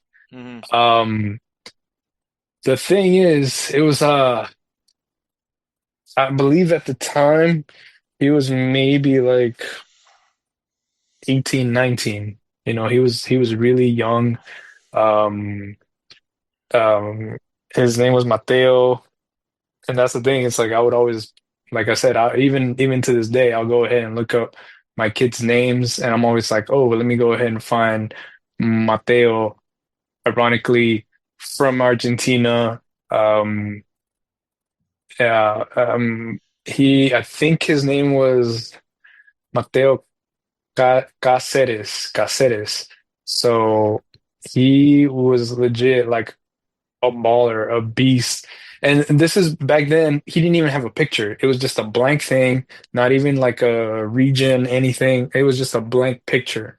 So that's why I'm like, I know he wasn't like considered good, and I would always pick him up. And also, he was really good at passing, really good at passing. Like I was to the point where I was just like, dang, like, I was always like really, really crazy. Um, and then also shout out to Iker Benito because I would always pick him as my left winger. And same thing because I had my son's name. I made him good, like to the point where I would get offered money from the upper division teams, talking about like the club would come to me and say, "Hey, so they offered this much money for this player, and according to a release clause," and I'm like, I don't remember a release clause on this player, or like they're paying like way buku money for him. So they'd be like, so we've decided to agree to let him join over to that team, and I'm just like. Oh, I was like, damn it, dude. I was like, I would lose the players that I would pick up. Lewis Cook, that was one of them. Um, Mateo and Iker Benito, like those three players were always bought from either it could have been either like uh Birmingham, I think a couple times it was Tottenham, and I was just like, bruh, like really? Like I just built them up. We're moving up a division because of them. And I was like, now you're just gonna kind of screw me over. I was like, stupid game. I was always mad. Oh, I was like, because damn. you had the buyout clause, right? That's the thing. I didn't no, that's the thing. I never bought a release. I never bought him with a release clause or whatever. But I think because I think it was like, oh yeah, their wages are too much or something, or their wages are getting a little bit over what we can afford. So we're going to release them to this team. They're willing to pay blah blah blah blah blah. And I was like, I've never experienced that. That's the thing. I've never experienced that. That was around the 17, 18, FIFA 18, FIFA 19. Like, I think those were around the time that they were doing that, where I was just like, bruh, like, let me, because their ratings were so high up to the point where they were like, hey, boss. I want to leave. Like they would say, I want to leave. I'm putting in my transfer. And I was just like, no, don't leave. And I'm over here trying to do contract negotiations. And then it would tell me, oh, yeah, you can't afford these players. And I'm like, oh, and then I would get offered crazy money for them. And that's what I'm like. And then sometimes I wouldn't even get offered the money. The club was just like, oh, hey, this player has been let go for this amount of money. And at the end of the season, blah, blah, blah, blah, blah. And I'm over here like, you guys just blindsided me. I was like, I did not know that. I was like, that's the thing. It was like it sometimes, now you do get that email of like, hey boss, I want to go play somewhere else, blah blah blah blah blah. I feel like this team is too small. I want to go play somewhere else, blah blah blah blah. Now that's how it is now. Back then, apparently, you didn't even get that email. You just basically got the hey, we're selling this player because he's actually being offered this much money, blah blah blah blah blah, and the player has decided to go. And I'm just like, like I'm over here like, yeah, like blindsided. So, but yeah, those three players were mostly my key players, and they made it happen with Ipswich Town to the point where I think it was maybe 20. What were the players again? It was I think it was Mateo Cáceres, Lewis Cook, and Iker Benito. Mateo Cáceres. He was Argentinian. Yeah, because with Ipswich Town, I couldn't afford Mateo Kovacic, Was he? Wait, you said Argentinian or Mexican? Argentinian. Okay, you need to send me those names because I might do something with them. So Oh God. just but yeah, man, but so on top of that, with those three, and then Angus Gunn, or you're not gonna mention Angus Gunn? Yeah, I did. Angus Gunn, but that's the thing. Angus Gunn was the only one that would stay. The only time he ever got picked up was when it was like we moved up the division. And I was It, like, "Yay, second division, woohoo!" And they're like, "Oh yeah, someone from the Premier League wants to buy him, and he's accepted the offer." Blah blah blah blah. And I'm like, it, "Dog!" I was like, "I didn't even get that, but that wow. was one time." And Angus Gunn is currently, I think he's the keeper for Nottingham Forest, Yep. and he's the Scottish national team. Yep. So you must be proud. Ha ha ha. No, yeah, no, it is funny because I mean, like with me, like obviously Jamal Blackman, like I said, he's He's playing in Shrewsbury Town. Uh, Gaitan is well. I mean, he's still playing in the top flight, in Russia. And then Labidi is like in the fourth division. And then I mean, since you mentioned a fourth guy, I guess I'll throw another one out there. Um, Let me see. He played for Toluca. And yeah, ready to hear from Edward. Um, Damn, what's his name? Antonio Rios. Oh, I okay. I I Dang. I I used him a lot. I mean, he's like 36 years old now, but like he was like like yes, me and I were talking about young players, but also like I needed dogs, and Antonio Rios was a dog. Yeah. So so I would bring him in. He kind of became my enforcer on in the midfield. And yeah, so like that was another one. Like you don't always have to get young guys, especially when you're doing Road to Glory. You need a guy that can set the tone, and this was my tone setter. He was like, we especially when we're talking about League Two and League One and the championship, can't give any fucks. Is in that league, I need a guy that can throw some elbows. Sorry for cussing Kelcey, but yeah. But man, yeah, I'm kind of glad we did this. I kind of glad that we got to talk about FIFA and EA Sports FC. Like once again, it's a big part of our lives. Growing up, just not just being just kids, but I mean like in the sport in general, man. Like this is for a lot of people, this was like their gateway into this game, right? Yeah. So I think I think it was cool to talk about this for a bit. If you guys haven't played, or especially, it's funny because like this is also how a lot of people got to learn the rules of the game, like to understand what offside was, to understand, goal kick versus corner kick, and all those things. This game really, and then understanding like how do you commit a foul, how not to commit a foul. Like I think it did help in some way. And also if you get like really mad that your team got obliterated by a rival, it's always great to offload some steam and maybe after you got like shellacked by Barcelona, you just go out and win like 10-0. Not that I know if that's ever happened to me or anything like that, but um maybe even set it even to an easier level so you can score a little bit more. Maybe I don't know if you know anything about that, but Oh yeah. World class, legendary. I've been able to pull that off. But like I said, it's like I have to change so much, especially when it comes to Man United. I have to change so much. okay. Before we wrap this up, most what's someone that you're about to play against? You're about to play somebody.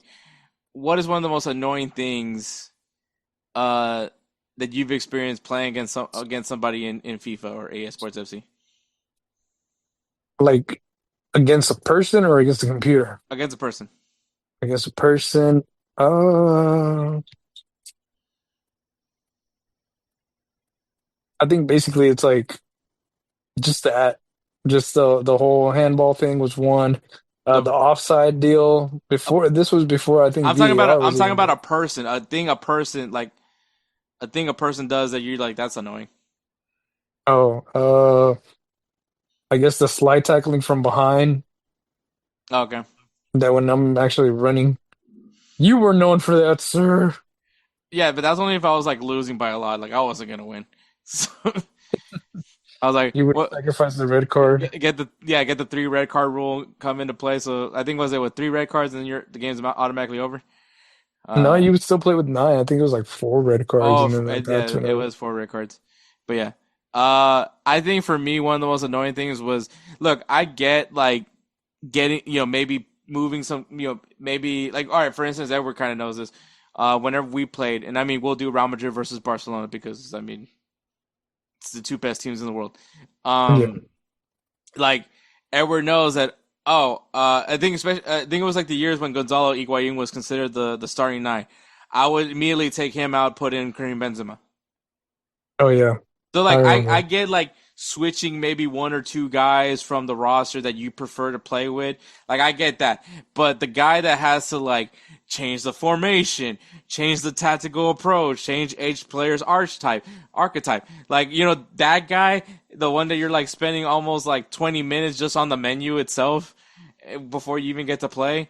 Like, you probably the length of the game probably lasted not as long as that guy took to set up his team. So, like, that guy is annoying to me. Yeah. Like, I don't know, have you ever had to deal with that? Switching like your main. Yeah, I have. No, but I mean, Like your like, main. not change, like for instance, if you needed to take out, let me see, Brent Waif, right? If you took Brent Waif out because you wanted to put in, I don't know, a player at the time. You're putting Messi at the 9 so you can play with somebody else, or I don't know, whatever you're gonna do. I get that's perfectly fine. But, like, say you decide, you know what? I'm not gonna play with a 4-3-3. I'm gonna use a 5-2-3 formation. You know what I mean? And then I'm Yeah. gonna change. Then I'm also gonna change everybody's approach. I'm gonna change how we're pressing. Essentially, like, this is like, that's annoying. Like, I'm like, we're only gonna play like a 14-minute game. You're doing too much, is what I'm saying. I mean, I feel like And obviously, there's no way to avoid it unless if you're playing at your own house and you already had that preset, because that's the only way you can do it, right? Like, that's the easiest way to do it is if you already have a preset to the team. yeah, I remember But that preset stuff. Like you had your own team, your team squad list and stuff like that. And you had a preset. So yeah, I remember that. But then I still I'd remember rather like that. us spending like I think we spent like God knows how much time just in the You know team what? settings. FIFA needs to bring back the timer, because I remember when you and me had that. Because I remember you and me kind of, maybe not as bad as what I'm saying, but like, because remember, I don't know if you remember do you remember the timer? I don't remember. I think that's only online.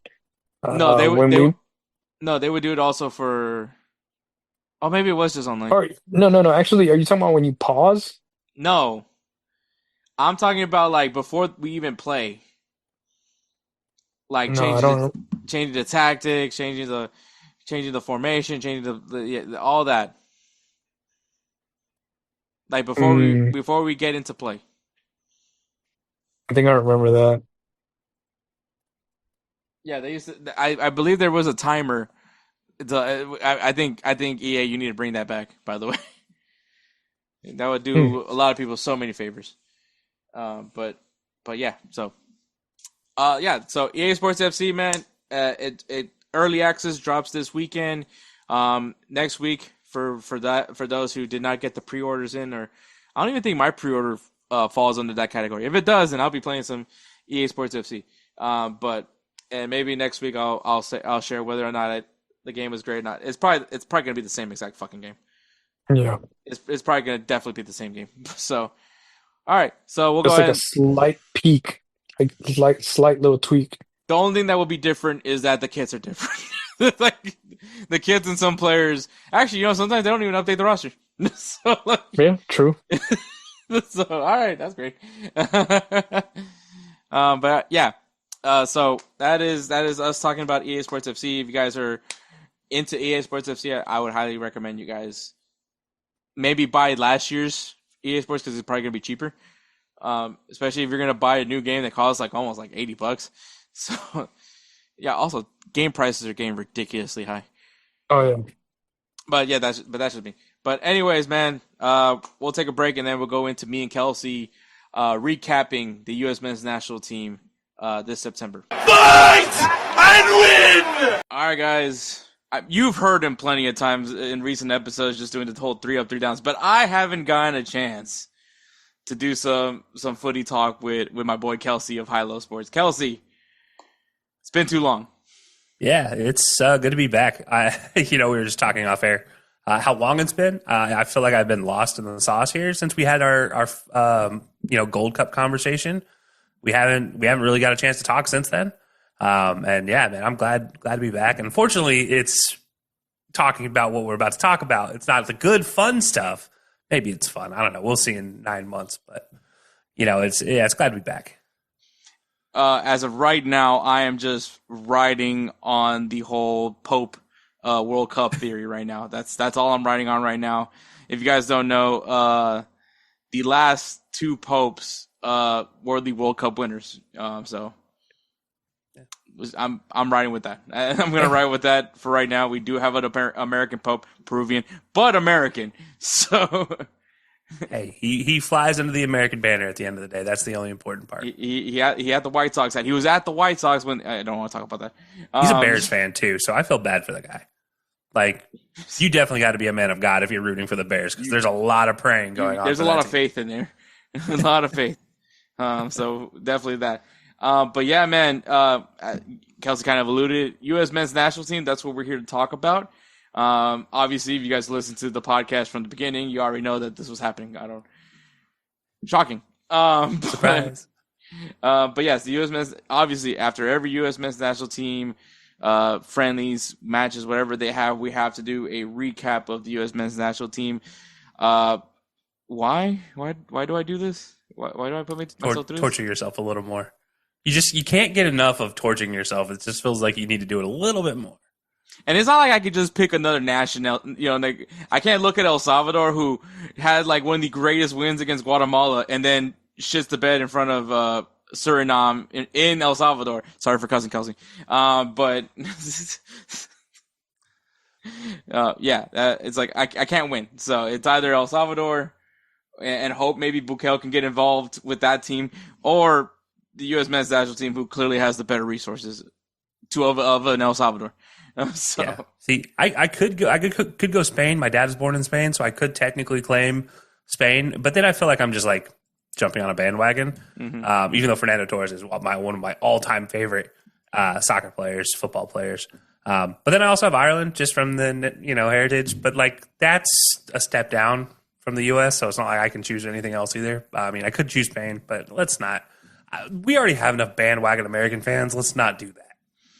But yes, so U.S. men's national team, in their 2 friendlies, it was a 2-0 loss to South Korea. So, Heung-min Son, you did not put your band in the deal. We said come 2026 World Cup, we expect a USA win. I know it's not 2026, but we still expect USA wins here, sir. And you scoring a goal on us did not help at all. As a matter of fact, your teammate also scoring did not help either. But still, pretty cool sight, I think, in general. Could have been a lot worse, the first game. It was very statistically, I mean, it's 50-50 in the possession-wise, 54 towards the U.S., but still, nonetheless. U.S. had more shots than Korea, but once again, South Korea was just more effective at the end of it all. Like I said, man, possessions can be an irrelevant stat if there's no substance, and I think the moral of that first game was just, you had the ball. We were on the field. We were on the field, and I guess that's all that mattered. I don't know. Yeah. The only thing I wanted to note from this game, besides that, is just Tristan Blackman started for some weird reason. That was one thing I wanted to note, and. Yeah, that's all I wanted to know. It's just Tristan Blackman made his U.S. men's national team debut, and hopefully it's his last U.S. men's national team debut. Yeah. Hopefully, look, I feel bad when there's a young player that I'm just going to like completely just and utterly dislike. But we're going to do this right here. Tristan Blackman, I don't ever want to see starting on the U.S. men's national team again. Also, at least not young at all, 29 years old. I mean, younger than Tim Ream. So, I mean, I will say that it was bad, and he got lost trying to keep up with Sonny. Let's be fair. There's been a lot of great national teams who can't keep up with Son at all. But this was just bad. This was so bad. Tim Ream didn't help matters, but yeah, Tristan Blackman was not a good look whatsoever. I don't ever want to see Chris Richards not on the pitch anymore unless he's just injured. Because like this is He's so good compared to what we currently have at center back. Yeah, I can't have watch some anything thoughts, else. and we'll definitely talk more about that when we get there. And then USA did get a 2-0 victory against Japan. I'm just gonna boastfully say, like, even though Mexico did draw against Japan and did draw 2-2 to Mexico, to South Korea, I just want to say we won. You know, we got a victory versus Mexico, who got 2 draws. I will say, though, they did win in one department, and I don't know if you were watching the Spanish version of those. I don't know if you decided what's going on with Mexico and in these matches. When they played against Japan, the hashtag was tacos versus sushi. That was phenomenal. And then for South Korea, I believe it was mariachi versus K-pop. So that was the hashtag for those games. And don't change, Univision. Don't ever change. No. I love you for who you are. Yes, most of the time when I listen to you guys' commentary, if it's USA or El Salvador, you guys hold nothing back. Even when you have a legend like Cienfuegos available in your guys' broadcasting crew, you guys do not hold back. And also Marcelo Balboa, you guys do not hold back, once again. It would be nice if you guys could just hold back maybe a little bit. Mostly factual. Can't say, they're not wrong at the end of the day, but it feels wrong. They're not wrong. It hurts, but they're right. In this one, once again, I will say Podge ball, if there's anything, possession matters, I guess, but they took a lot of shots. They did get a lot of shots on target. They did get 2 goals, which was a Zendejas goal and a Balogun goal. Balogun did get player of the match for that one, for that match against Japan.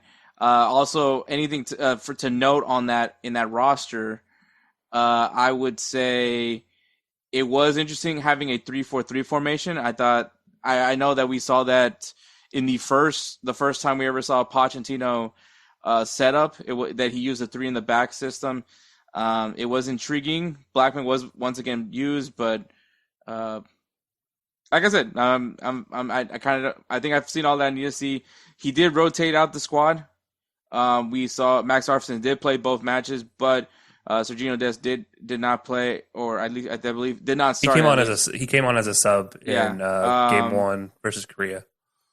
But yeah, so and Zendejas is like the player I will point out. Anything you want to point out from the Japan game? Japan wise, I think it's worth noting how good. Also, it was a rotated Japan team. I should probably mention. Yeah, it was. That is important because I think it gives a little bit of a lens to what I'm about to say.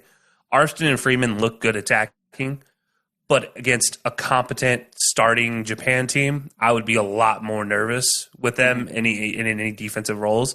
But I do like what they can both bring attacking. I think Arston, is proven attacking wise, he is a really good option for this U.S. men's national team. I just think his defensive abilities are always going to struggle. Dest is the same thing on the other side. I think he proved that against Japan. He is still a fantastic option going forward, despite the major leg injury he's coming off of. And yeah, I think Zendejas, if anybody who thinks he's not a good winger, I please watch the Japan game again and just watch him off the ball, watch him make runs, watch what he was doing immediately as soon as he came on the game. Everything. And I think it's worth noting, he's a guy that should be, against Korea, he was brought on as a sub and he was impactful immediately. Didn't get much minutes, but he was still impactful. When you brought him on and you kept him on for the whole game against Japan, it was a completely different conversation where he was impactful from the word go. And yes, it's a switched out Japan team. It's not necessarily the team that is one of the 25 best in the world, but they're not a team of scrubs either. Japan is built to play whether their starters are ready, their stars are ready to go, or they're not. They're going to play the same level of football either way.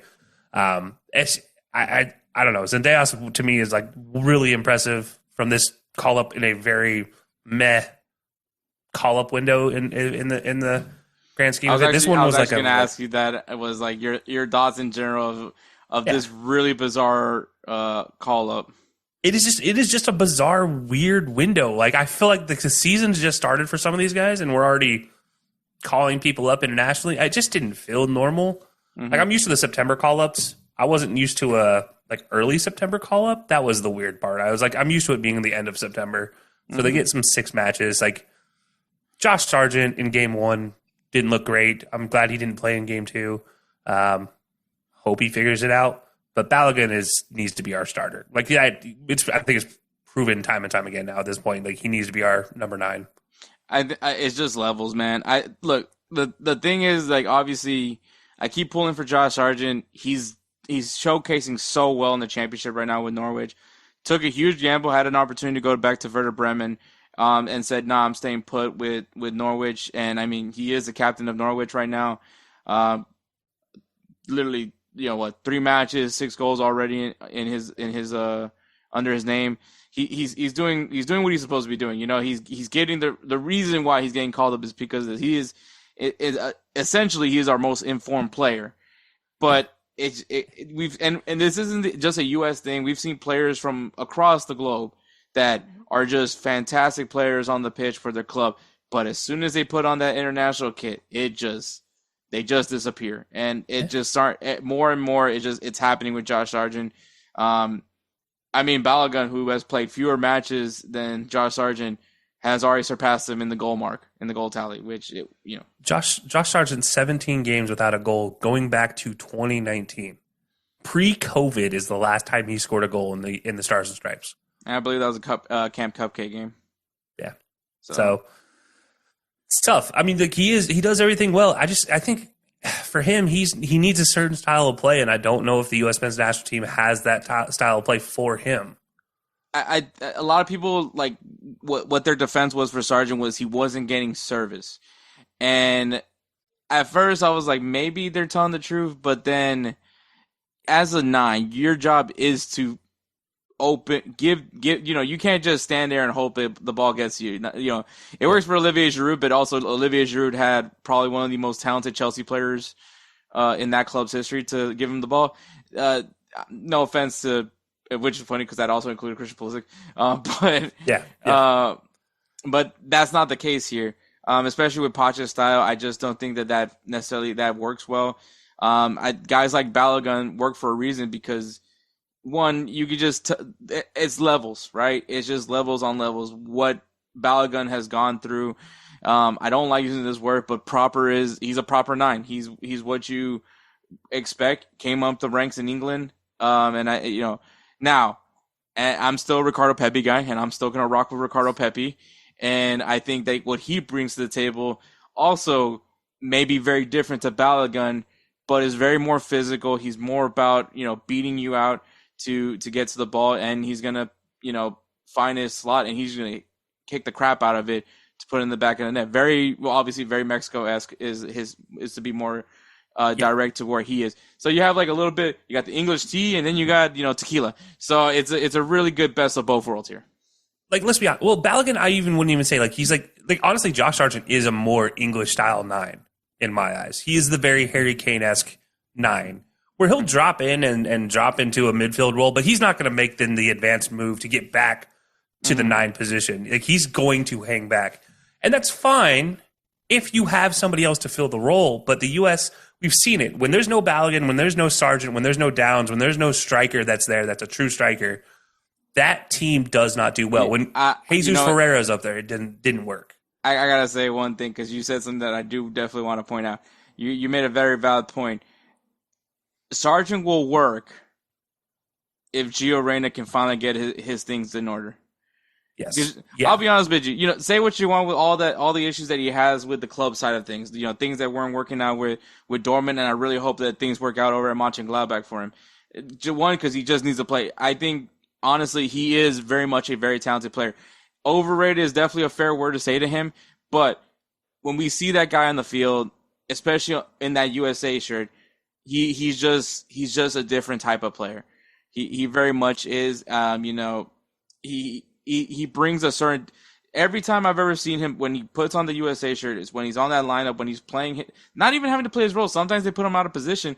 I mean, not the World Cup, but we know that there was a whole other mess of things that was wrong with that team. But he always had a significant moment. I mean, he almost went coast to coast against Mexico. I mean, that's one of the first things I think of when it comes to Gio Reyna. And, you're talking about a guy that will understand how Josh Sargent would work, where Josh Sargent does drop down. Gio Reyna knows immediately, all right, he's coming down, I'm coming up, being that shadow striker-esque type player. So, and that's also the real big issue with this U.S. men's national team call was we didn't have this wasn't the full U.S. men's national team roster. Yes, Christian Pulisic was there. It was great to see him out there playing.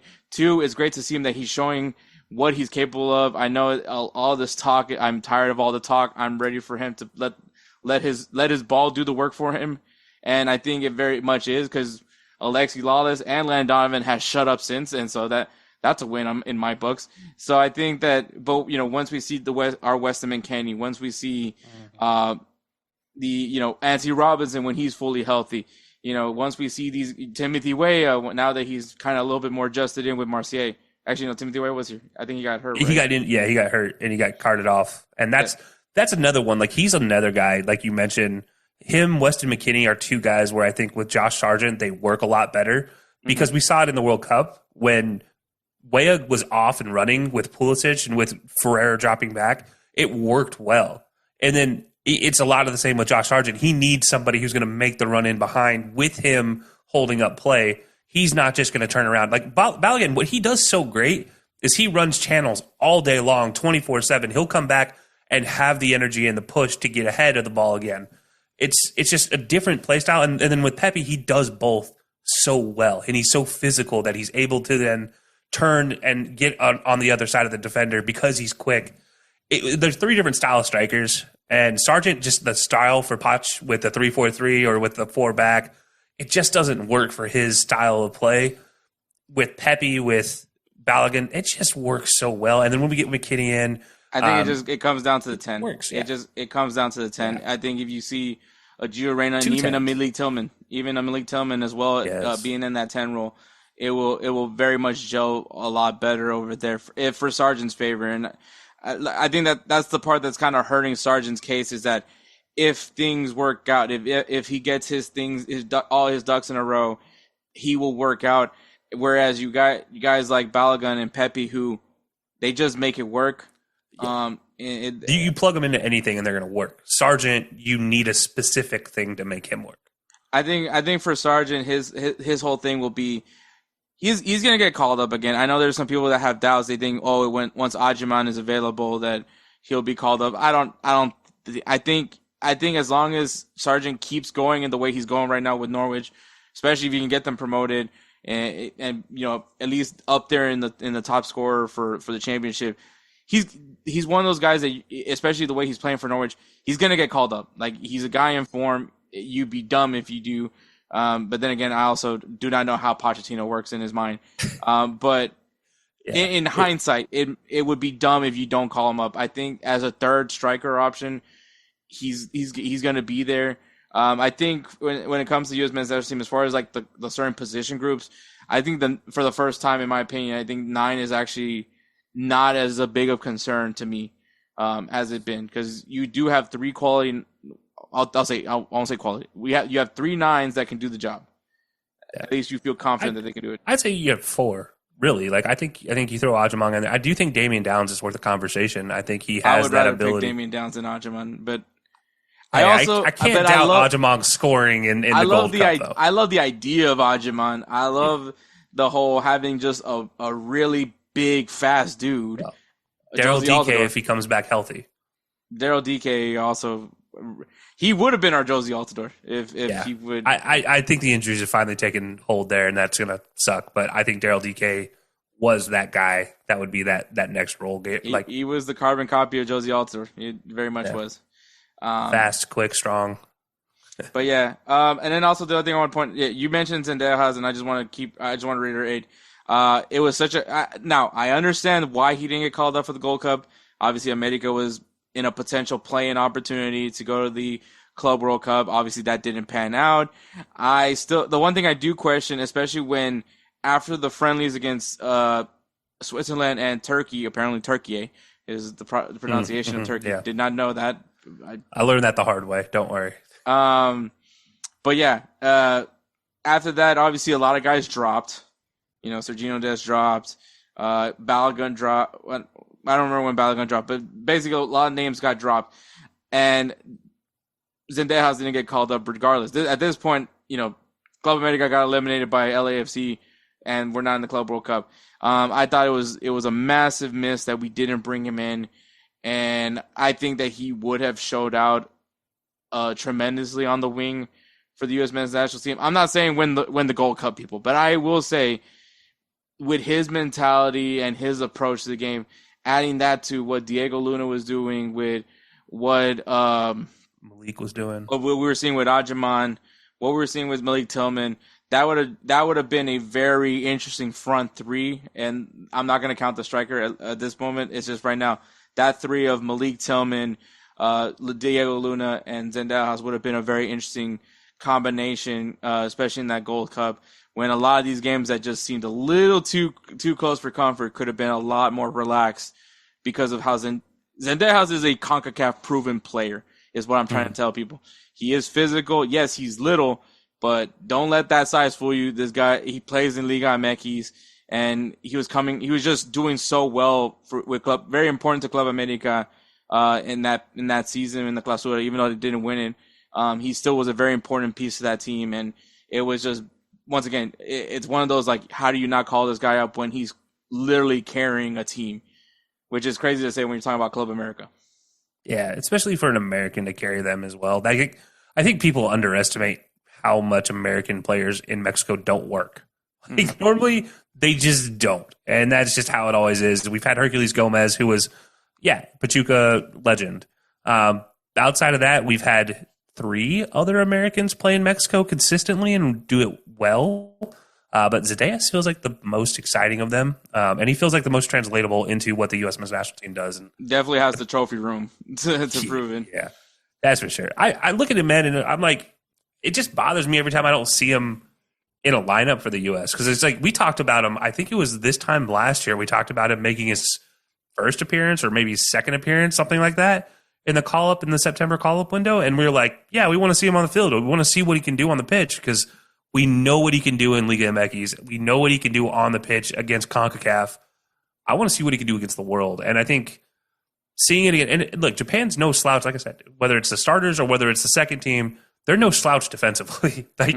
One of the best tactically defensive teams, and to see Zendejas go at them time and time again and to make inroads. Not afraid to get a card. Not afraid not to get a card. Not at all, man. Give me all of that. Give me that and put it all in my veins, because I need more of that in the American national team, because we haven't had that since like the Boca Negras, since any of the guys that carried in the 2010 South Africa.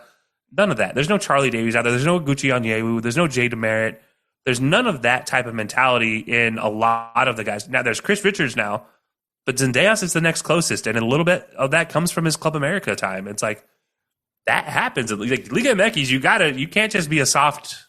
Yeah, you're gonna get pushed around that league, and I think that, like you said, why a lot of Americans don't necessarily pan out in Liga MX is because there's that physicality that they're just not prepared for. I mean, DeMarcus Beasley was able to do it. That's another name that, to mention. Yeah. He was able to handle that. But I mean, you're just giving me a chance to bash Landon Donovan. He didn't pan out that well in Leon. So I leave that alone. I'll leave that one for you. Yeah. Fuck that guy. Sorry for cousin Kelcey.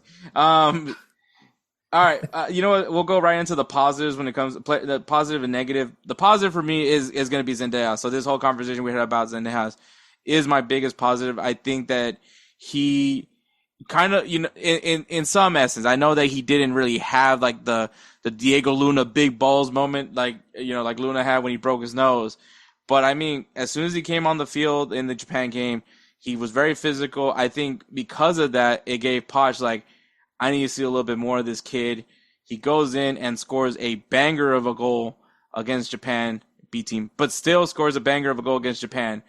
And I think that if he's not necessarily a shoo-in, I think right now Zendejas is still going to be viewed as a fringe player for the U.S. men's national team for the World Cup.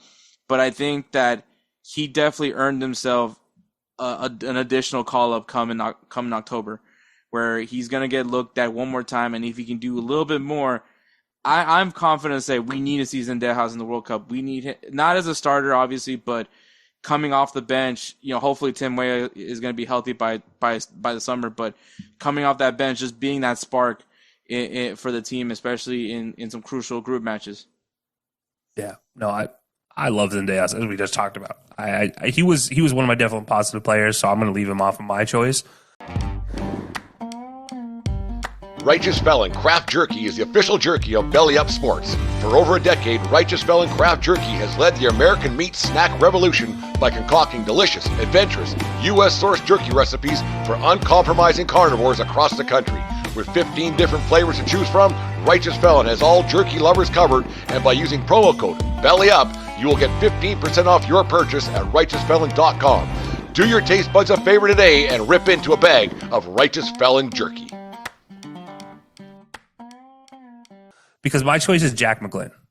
I think he's a positive to me, and I think he's been a positive now for a few call-up windows because he provides something the U.S. I don't think has really ever had.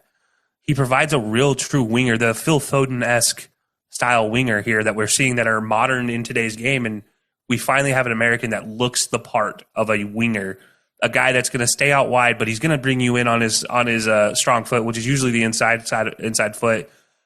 He's usually a lefty playing on the right side type of thing, and he takes on defenders just as much. But his delivery from set pieces, I don't know if there's a better ball delivery guy on the team right now.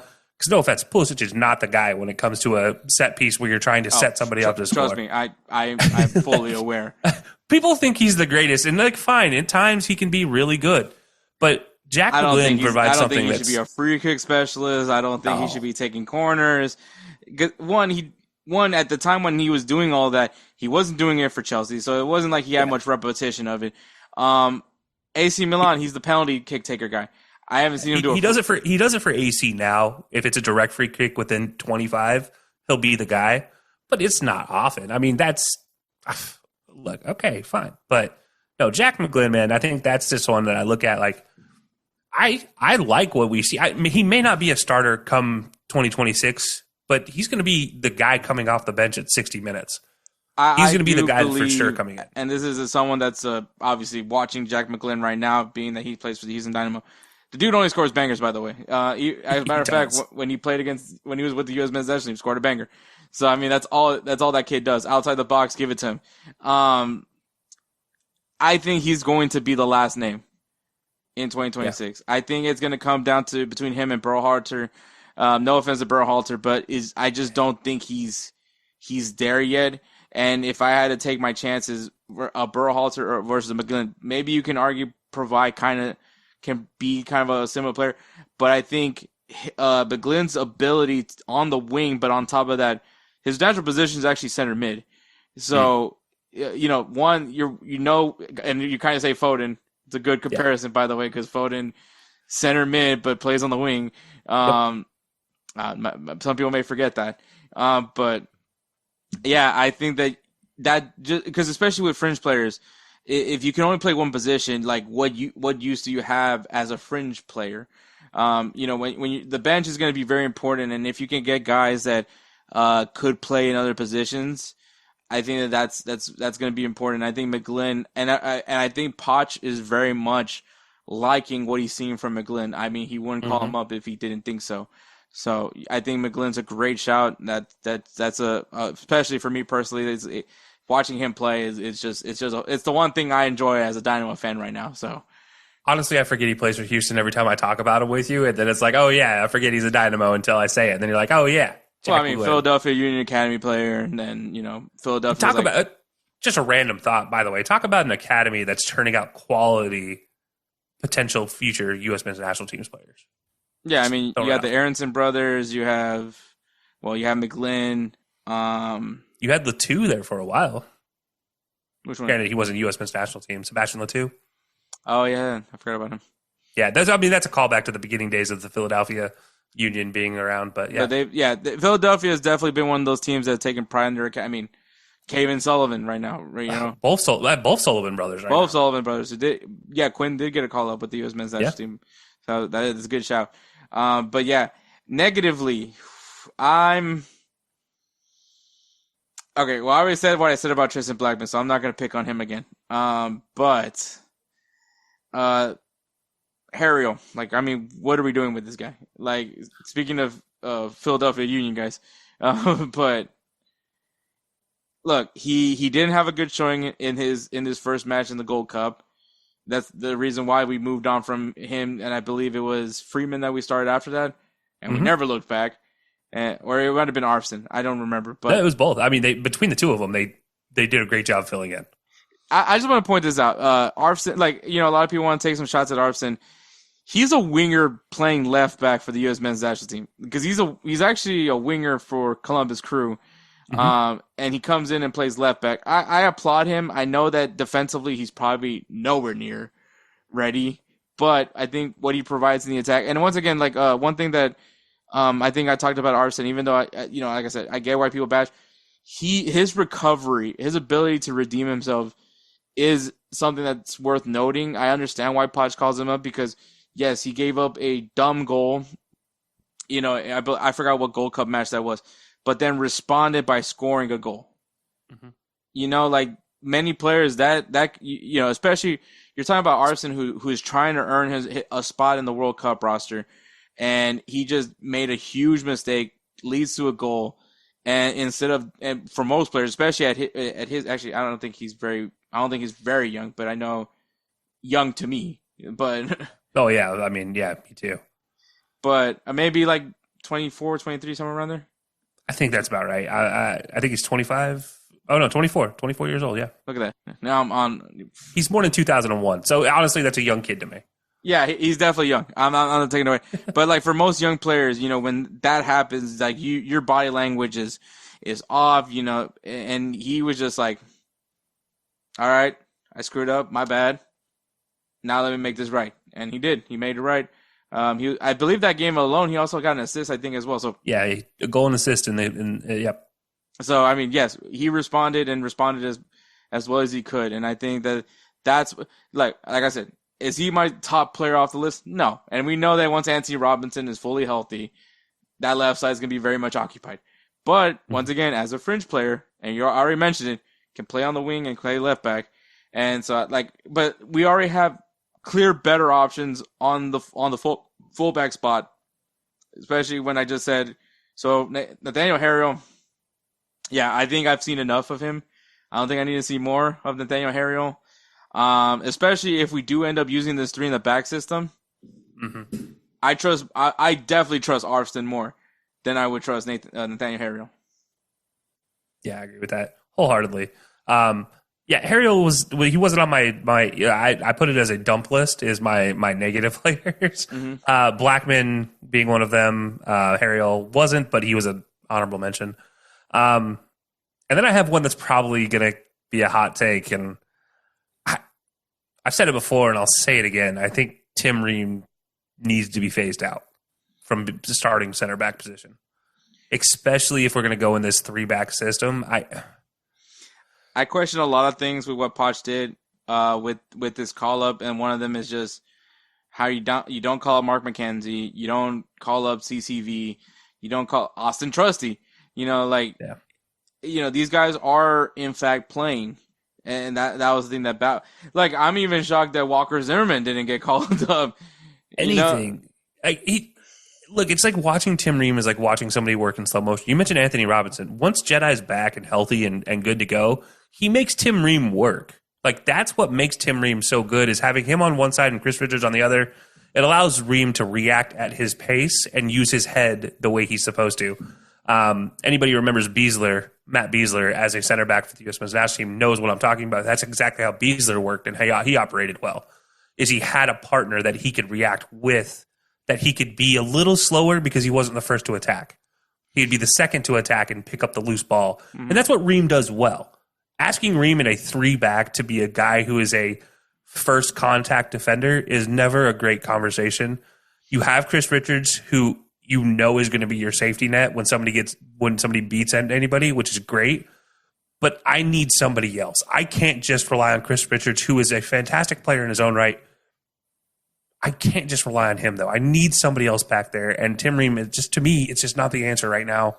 We need to find it. I get that part. I think I'm not really against Tim Ream, only because I think at this point the man has like very good IQ off the bench. Absolutely. Off the bench, I would definitely prefer him. 100%. And I mean, you're kind of saying that by saying phasing out. Tristan Blackman was such a head scratcher decision for me, like especially when you once again Mark McKenzie, who wasn't in a new club, he was just back at the same old club. I mean, yes, did he lose 4-2 against PSG, but that's also PSG. So oh no, I lost to PSG. How sad. Also, I'm pretty sure it's not entirely his fault that they lost 4-2. So I think but getting regular minutes in Toulouse. You have Cameron Carter-Vickers and Austin Trusty. Cameron Carter-Vickers is essentially the defense of Celtic. So, I mean, and I don't know about you. I mean, yes, it's so early, but they are looking pretty good. So I've said CCV needs to be in the conversation for the last 2 cycles. And this is his last real chance, really. I think the real issue is just that, like, we need to figure out who's going to be our back 2 or our back 3 now. That's a potential option. And we need to be that solidified. I wanted to see Noah Kai Banks. Yeah. I wanted to see him. Obviously after what we heard from the practices that they're like, oh, I've never seen a kid like this before. You can't just say that and then not put the kid on the field. That's like if freaking some guy from the Bulls just watching Michael Jordan play and just like, yeah, I've never seen a guy like this before, and just. You bench, he's and you never see him. You never see him. I'm also not trying to compare Nokai Becks to Michael Jordan, but this kid obviously going through the ranks in Augsburg, playing for Augsburg, at a very young age, chose us over Germany. That's crazy. Try to do that with Nathaniel Brown. But yeah, if the kid's good, he's athletic. Which, if you talk about a back 3, kind of important. So I would love to, especially with his ability on the ball, because I have watched him at Augsburg, for a center back, really good ball control, and so I would definitely like to see him. And we just need to cap tie him. We need to cap tie him. Give me 3. That's all I need from him. Give me a 2. Give me 2 call ups, and that's all. That's all I need from him. I need to see him. 2 call ups. Cap time. So then if he wants to leave, he has to do the one-time switch to Germany. Like, that's all we need. That's just cap time. Just secure him so he can't leave. Except for one more time. Yeah. No, I need it. I need something new. I need new life in the back right now. And I like Tim Ream. Like you said, he has a great IQ. But there's so many different options that are young, talented players that we think can do it, but we've never given them a chance. Like Chris Richards was a guy we thought could do it for 5 years. And then they were finally like, all right, you know what? We have no other choice. You're going to play. And look what's happening. He's doing great. Same thing happened with Gooch back in the day. The same things happened with Jay Demerit. Same. I won't say that. They hold on to their center back pairings for so long. I don't know how long we watched Tim Ream and Miles Robinson in the back line. And Miles, like, up until injuries took hold, like, Miles was a great option. I think him and Chris in the back would have been great to see. But injuries took hold of Miles' career, and that just ruins that. But I think we're at the point where if we're going to run a 3-back, which looks to be the best option for Poch right now, given the talent around where the U.S. is, you got to figure out, Chris is going to be the middle. Who's going to be the 2 outside of him? Mm-hmm. Because those are the questions. Like, you need some athletes. You need guys that are going to be strong defending, and you also need them to be strong in the air there. You can't have a Tim Ream there I know he is a really, really smart player, but he's not great in the air anymore. He's not great at reading and reacting to a play first. And we're at the World Cup level, we can't be second. You're second, you're a red card, especially as a defender. And that's not going to be great for the U.S. And I don't think Tim Ream has ever had a red card for the U.S. men's national team, but the first time happening in a World Cup would be the worst moment of any player's career. And I don't want to see that for a guy who's held it down in some of the weakest moments for center backs for the U.S. I need options here is really what I'm at. Pochettino, I need some options at the end of the day. I can't just rely on Tim Ream, who I do love, but he can be a second, third, fourth option. I need a number 1 option that's there. Yeah, for sure. I'm going to add one more negative player, and he wasn't called up, but I am just going to point it out. Matt Turner. I think you're done, buddy. I honestly, for longest, I think it went to where after Zach, whatever happened with Zach Steffen, where he just things. I know he was going through a lot of things with Man City, and then when he went on loan and all that. So I'm not trying to take jabs at that part, but obviously just never looked the same. And I mean, yes, he's definitely getting a lot better in Colorado, but he's still not the same keeper that left Columbus to go to Man City is what I'm trying to get at. And then Matt Turner comes in, and there's things about his game that I've always respected. Obviously, him taking pride of being just a pure shot stopper is very commendable, and I don't want to take that away from him. And I think he got too comfortable, knowing that he was a safe pick, to the point where he can go to Arsenal and just be a backup and maybe play a few Carabao Cup and a few FA Cup games. And then when it came down to him now having to leave Arsenal, it just hasn't been good since. Him going to Nottingham Forest, didn't play. Went to Crystal Palace, didn't really play. And to the point where he needed to find a club where he's going to play. And you think you got it when you go to Lyon, who's in a crazy situation. Obviously didn't happen. He ends up getting, he is a Lyon player. He's just loaned out to the MLS, to New England Revolution, in order for Olympic Lyon to be good on the books. Yeah. So yeah, that was funny. And which, by the way, last time I checked, obviously the matchup that they're about to have, they could lose, but Olympic Lyon is currently at the time 3-0. So just want to point that out. So they didn't really need Matt Turner, apparently. But yeah, I just think more and more his stock just keeps dropping. And when it definitely dropped when Matt Freese became the starting goalkeeper for the Gold Cup. And since then, like, Matt Freese, not perfect. I don't want to, but on maybe with his foot, not the most majestic player on his foot, but pure shot stopper. I don't know about giving him the good on penalty kicks. That's what I'll say. He's good on penalty kicks. I don't want to say, penalty kick master or expert, because it's really just a guessing game. But it is. As a goalkeeper, you're lucky. Yeah, it's a combination of luck and just, I can't believe he shot it like that. So, it's fine lines. And once again, like this, the thing is, it's the funny thing. Even though like Matt Freese, everything's positive for him right now. I mean, I don't think that the career loss was on him, and obviously puts out a clean sheet with the help of defense. Puts out a clean sheet against Japan, a B team, but still did rotated Japan. I just want so people don't try to keep like, oh guys, you guys are overreacting. But his stock keeps rising. And that's the thing. Schulte gets hurt. Who would have thought that the person that would be the benefactor of that would be Matt Freese? And New York City fans been trying to tell us. They've been trying to tell us about Matt Freese, and I guess now we're finally listening. I'm still not listening, but okay. I get it. Yeah, no, actually, you're a Gaga guy. You're a Gaga guy. I am a Gaga Slanina guy. I think he has the best opportunity long term to be the U.S. men's national team keeper. But I think right now Matt Freese is having his moment, and I don't want to take that away from the guy because I think he is absolutely figuring it out on the job. And I think in times as a goalkeeper, you have to do that, especially when you step up in talent the way he has. Like New York City FC it's a city program. Okay, great. That doesn't mean you're going up against world-class athletes while you're in, MLS training camp. It doesn't mean that. But when you step onto the international stage and he's doing what he's doing, it's hard to say he's not taking the challenge in stride, because he is doing well. And there's moments, yes, like all young keepers who are very athletic. Like, he is a very athletic keeper. He's learning how to play with his feet. And this is a lot of American keepers. They have to learn how to play with their feet, especially when they're in the MLS first and then they come out of the MLS.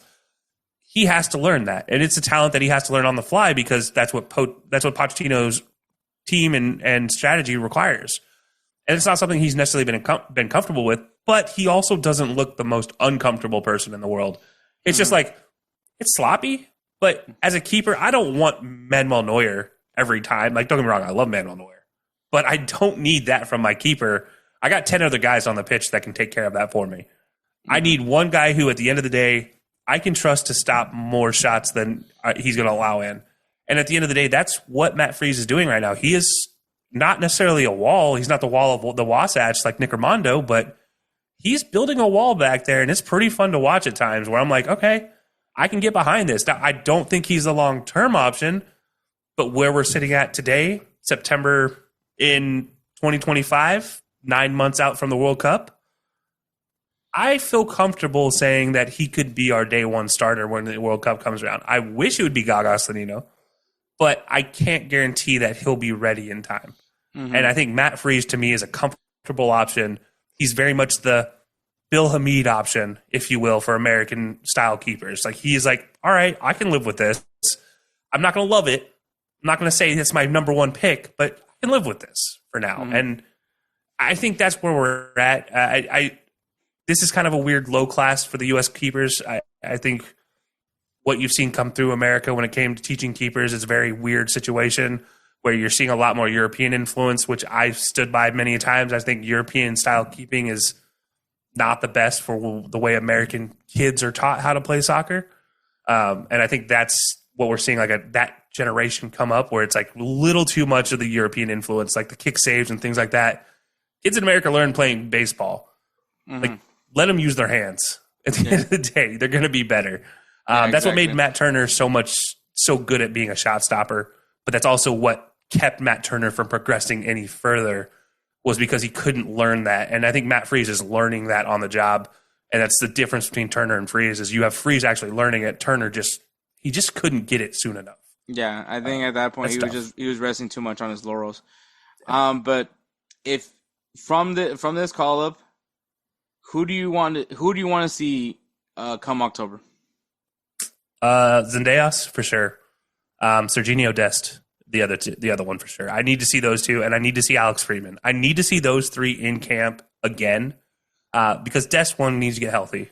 Two, Zendejas, I need to see continuation of this talent. I need him to mesh, because supposedly, October is supposed to be a more consistent lineup towards what we're going to see in the World Cup. That was a good thing to point out, because I did want to point that out as well. That Poch did say that would be more closer to our World Cup roster if everything was healthy. I think Freeman is a guy, I think, like you mentioned, we talked about earlier, as far as a guy, the last guy on the roster, I think Freeman has a chance to be the last guy on the roster, like McGlynn. Like, those two, I think, are battling it out for those last three spots really on a roster where I think they can make an impact. And I want to see all three on the pitch again, but with the ones, it sounds bad saying the ones, but with what we presume to be the starters come 2026. Like, I need to see that again from those guys. Yeah, I think you said some good ones. I'll add Noah Kai Banks to that list as well. Mm-hmm. We need to see more of that kid. I think that his stock dropped a little bit, and I think it was obvious because he's not going to be a starter. But like, once again, off the bench, I think will be where his role is going to be. But I do want Diego Luna to come back. I do want to see more from him. I want to see him with that actual U.S. men's national team squad to see where his role would be for the team. To me, that's going to be very important. So those are the two guys I want to add on top of Alex. I completely agree with Alex Freeman. I like everything that he does. Defensively and attack-wise, I think he does do things really well. And it's kind of funny with his physicality. With that back three, you could just put him in that back three. Yeah. And with that pace, I mean, his dad is a Green Bay Packers legend for crying out loud. So yeah. Also, shout out to his dad for not like, you got to play football soon. So. Yeah, seriously, allow your kids to play whatever sport they want to play. Don't force them to do anything.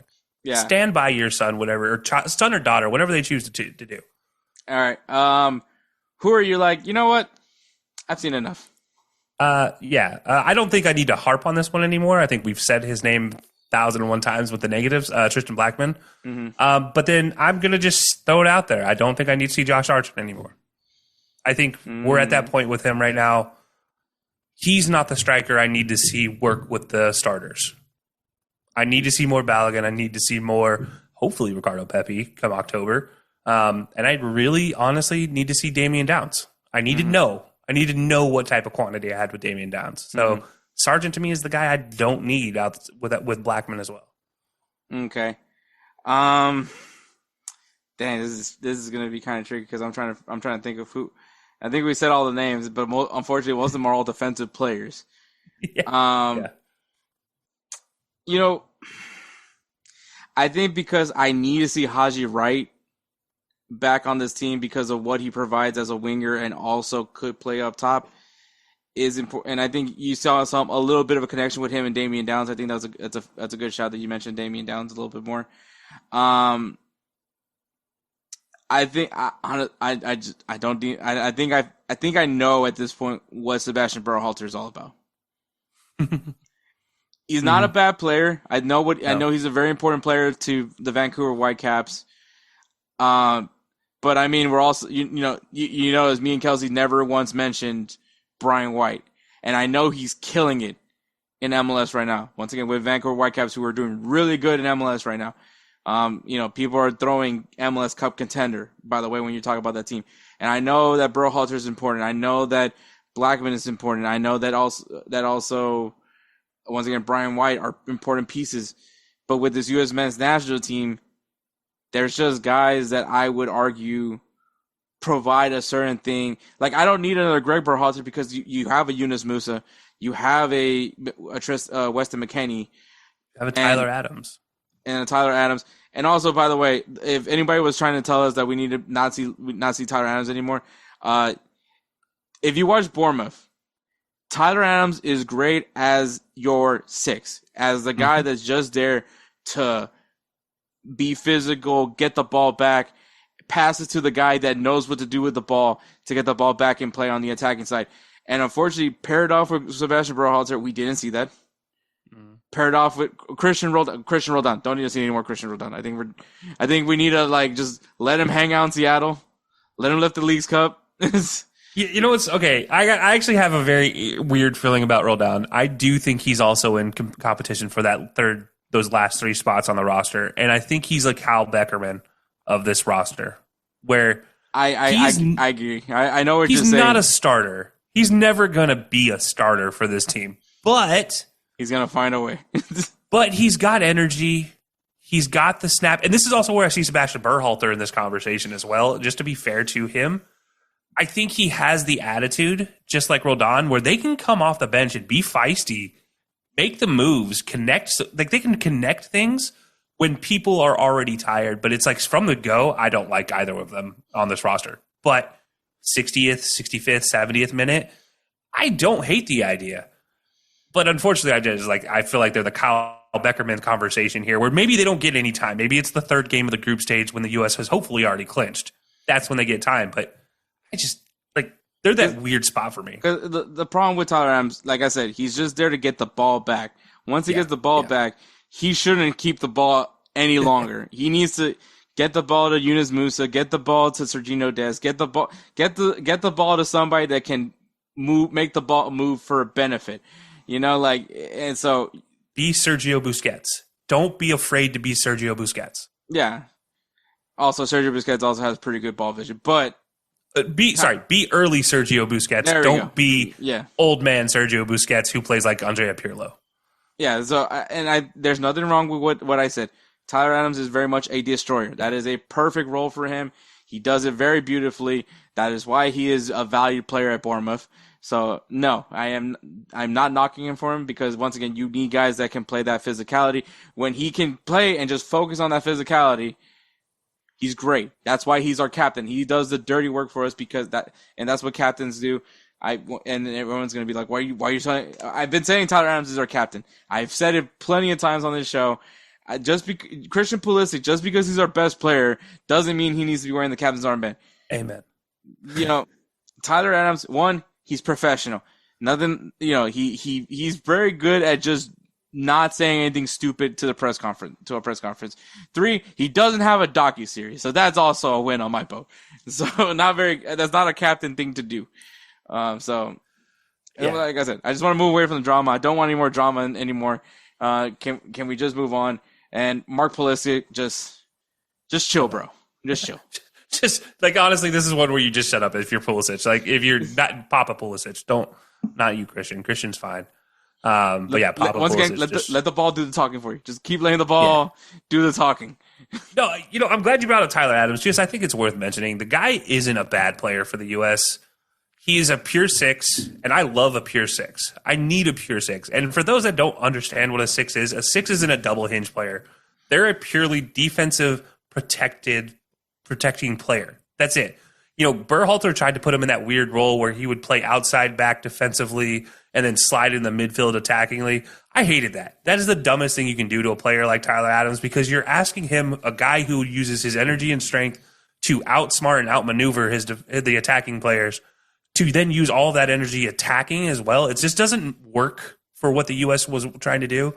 And you have enough attacking talent, especially when everybody's healthy. You have a Timothy Weah, you have a Weston McKennie, you have a Christian Pulisic. You have these guys attacking and they're healthy. You don't need Tyler Adams to be you need Tyler Adams to shuffle the ball back around when everything breaks down around the box. That's fine. But he shouldn't be the guy in the box ever. He should be 30 yards, 40 yards away from goal, taking the ball, passing it around, switching the point of attack. That's fine. I don't need to see this guy ever attacking. I need to see him defensively just be that guy because he is that guy. When he's a dog. I love him. I love him for it. And if the Tim Ream is going to be on the pitch, I especially need a Tyler Adams in front of him. Mm-hmm. And I think that's an important thing. Whether Tim Ream's there or not, I still would prefer a Tyler Adams there. But especially if you're going to play Tim Ream, which seems like the odds-on favorite to happen there, you need a Tyler Adams. You need that dog in front of him that's just going to make every one of those tackles. Exactly. But all right, to put this all in a pretty little bow, how would you grade the September call-up? If I just want to talk wins and losses, I think is a C. But I think if we're talking about building to 26, which is what Pochettino has preached, I actually think this was a positive window overall. I do think this was probably an A- window if I'm giving it a grade as far as how I felt about progressing to 26. I got answers in certain places. Now, does Pochettino listen to those answers? I don't know yet, but it feels like we got answers towards what formation is going to be our best attacking formation, who's our starting goalkeeper, who's our number one linchpin in the center of a three-man back. It's Chris Richards now. How good is Tyler Adams going to be, and is Serginho Dest ready? Those all were answered to me.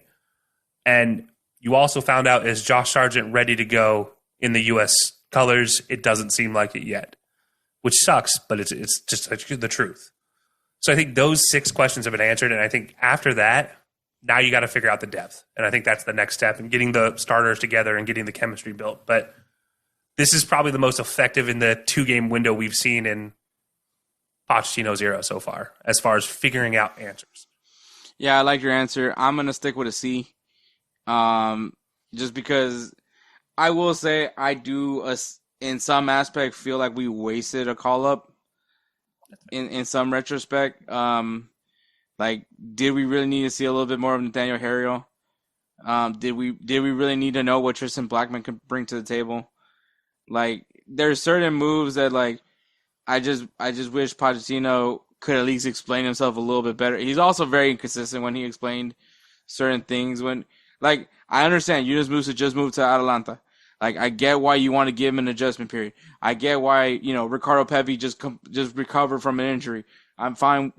Those all things are all fine and dandy. His injury timetable is a whole lot different than Serginho Dest's injury timeline table because he was actually good to be training in the summer, whereas Ricardo Pepi was still not able to do that.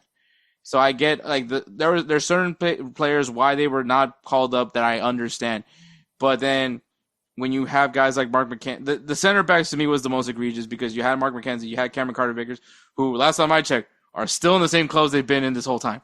So that was the moves that baffled me, and even the people that are tinfoil has that this was an MLS call up. I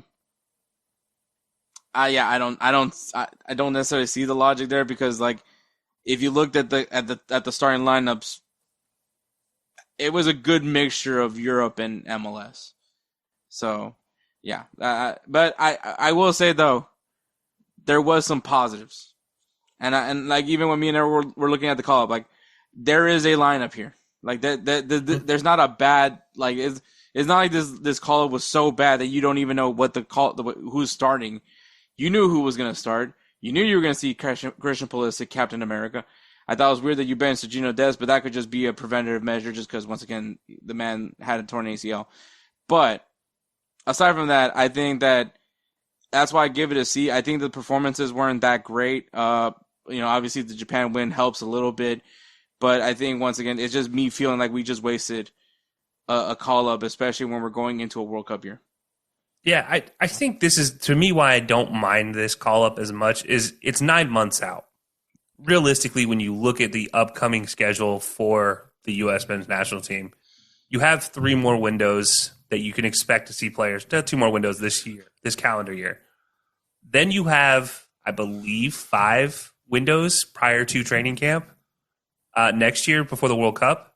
Those 5 windows, I need to see something solid, which means for these next 2 windows, I needed to see actual question marks answered. And I don't mean question marks for solidifying those final teams. I need question marks for crossing off somebody off my list, which is why I don't hate the Blackman first game. I don't like the Blackman second game, though. I don't need to see him twice. I don't need to see Harriel twice. But I guess maybe you had questions. I guess. I'm also trying to really be nice here and hope for the best, because I'm trying to be a positive fan for once and not be a hating fan like I normally am. But I'll be honest, it is hard looking at this window and not thinking we wasted something. But I do think solidifying Matt Freese was a huge win. Mm-hmm. I do think that's a huge win, and proving how important Diego Luna could be to the team. I think that's also been a proven positive as well, and that's one I didn't mention earlier. But it's just he's proven himself long enough now. He needs to be in the roster next year, given he's healthy, and I think that's a big piece. I do hate some of the call-ups, but I can't say I didn't expect this to happen at least once or twice more, from post Gold Cup to pre-2026 January. I needed some shaking it up just to figure out some of these other pieces, because I think he's got 40 names, and after this call-up, he's got 35 names to work through, which is a good progression. Mm-hmm. But, man, I need this to be closer to 25 already. I guess 30 right now is where they're at, is where I'd prefer it to be. But I could live with 35 for now. Yeah, I agree. You made a really good point. But yeah, man, that's the U.S. men's national team. We'll see what happens come October. I think that another interesting group of friendlies. I believe is it. Let me look up the matchups before I just say names and y'all like, oh, we're playing them. So don't want to do that to myself. I've lied enough already. Ecuador and Australia. Yeah, it's Ecuador and Australia. So Ecuador, definitely an interesting matchup just because of where their uprising has been going lately. And then obviously Australia, definitely a team that we potentially could be seeing in the World Cup. So yeah, I think it's interesting to me. I look at Ecuador as that needs to be our best possible roster at this point in time. I don't need to see Ecuador to me. I don't need to see experiments. Australia, though, I am curious to see experiments in Australia's matchup. I wouldn't mind seeing a Taylor Booth moment. Honestly, I wouldn't mind seeing that type of a player come up in Australia. But Ecuador, I need to see the starters. I need to see Balogun out there. I need to see Pulisic. I need to see Weston McKennie. I need to see if Timothy Weah is healthy. Timothy Weah. I need those guys out there, because that to me is a measuring stick game, that Ecuador game. No, yeah, and I think that you made a good point. I think that we're going to keep seeing that trend, because I think that's what we saw with this one. With South Korea, we saw his ideal starting 11, which I hope we never see Tristan Blackman again. And then the second one was kind of the rotated squad, even though you still included Christian Pulisic, you still included guys you would expect to play, but still you rotated some guys out. And I think that's going to be the theme with Pochettino. But once again, also I have no idea what Pochettino's going to do. So he's a wild card, man. It's really hard to predict this man at this point. For all I know, Ajaman, we're gonna see Ajaman and whoever else we didn't like. Ajaman and Haji Wright out there. That would be interesting. That would be a crazy combo. That would be interesting. I would actually be against it. But with Malik Tillman. Yeah, we do need to see Malik Tillman. But all right, Kelcey. Obviously, it's always a pleasure to have you on and talk footy. Maybe next time we don't talk about U.S. men's national team. We talk about something else to make you feel a little bit better. But yeah, maybe it won't be so hate filled next time. Yeah, maybe. But then again, it is football, man. It is what it is. It is what it is, man. But yeah, man, tell the good people where they can find you. Yeah, you can find me on Hilo Sports. I'm with my co-host DJ. We go live Wednesday on our social media channels at 8 p.m. Eastern time. And then you can catch our video over on the Belly Up YouTube page at 12 p.m. Eastern time on Thursday. You can also catch our audio on any platform that you choose to listen to, whether it be Spotify, Apple Podcast, or any other platform. And social media at Hilo Sports, X at high_low_sports, because that's the only one that we have to be different on. But yeah, that's where you can find me. All right. Thank you so much, Kelcey. And honestly, right now, I have no idea what the format of this episode is going to look like. So I don't know what's going to come up, but it's going to be some sort of maybe players of the week. It might just be players of the week. So you don't know, or maybe it's going to be me and Edward talking. I don't know. I really don't know. I still haven't figured this out. But yeah, get ready for that. Get ready for whatever that is. So. But we'll take a break, so enjoy at least the break. What are you doing? What are you doing? All right, guys, I want to thank Kelcey for coming on to talk about the U.S. men's national team. Really interesting topic. Make sure you guys go ahead and check out High-Low Sports. Check out High-Low Sports with DJ and Kelcey. We're obviously, this isn't going to be just the last time you're going to see Kelcey. Kelcey's always going to be very much a regular to this show. But now that reminds me, I need to get Jose in here at some point, because we also love having him on as well. But all right, Players of the Week. Players of the Week is brought to you by SeatGeek. SeatGeek is an awesome ticketing site. It is very convenient to us. We use it very frequently to attend to all our live sporting events and some concerts as well. We love the simplicity of SeatGeek, and we recommend you guys try it as well.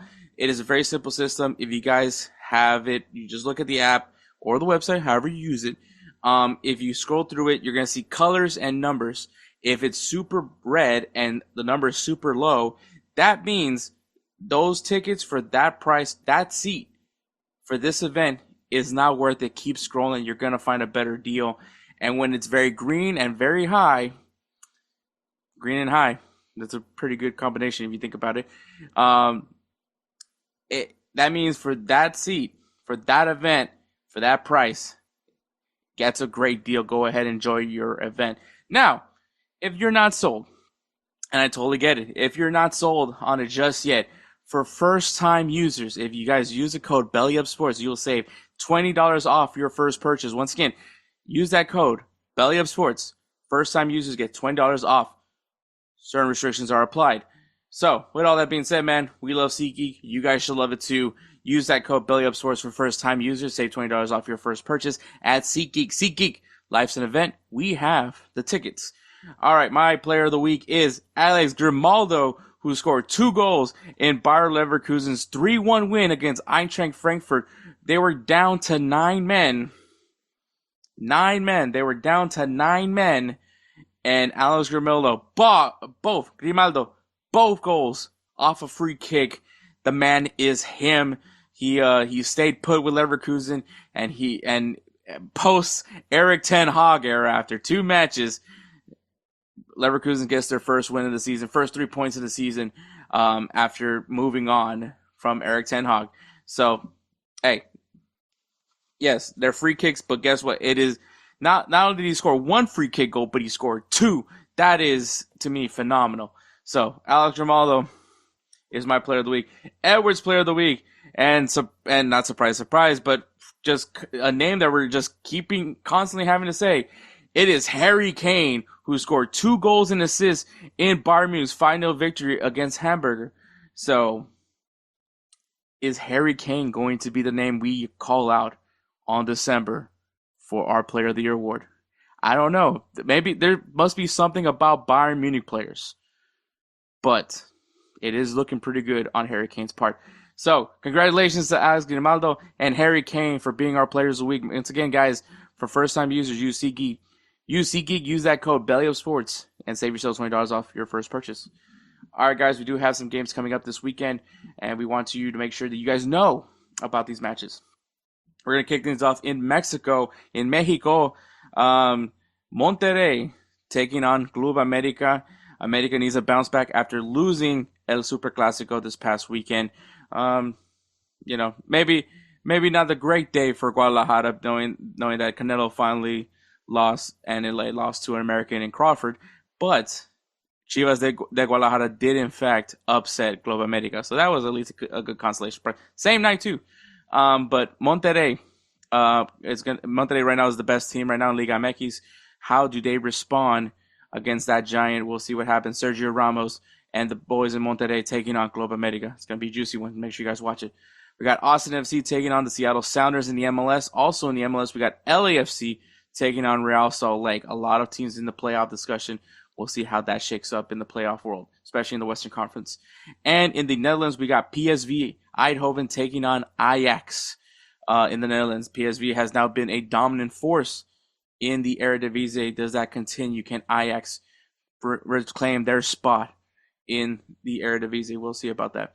In Ligue 1, I got you some 3 games. I got 3 games here. You're probably going to understand why.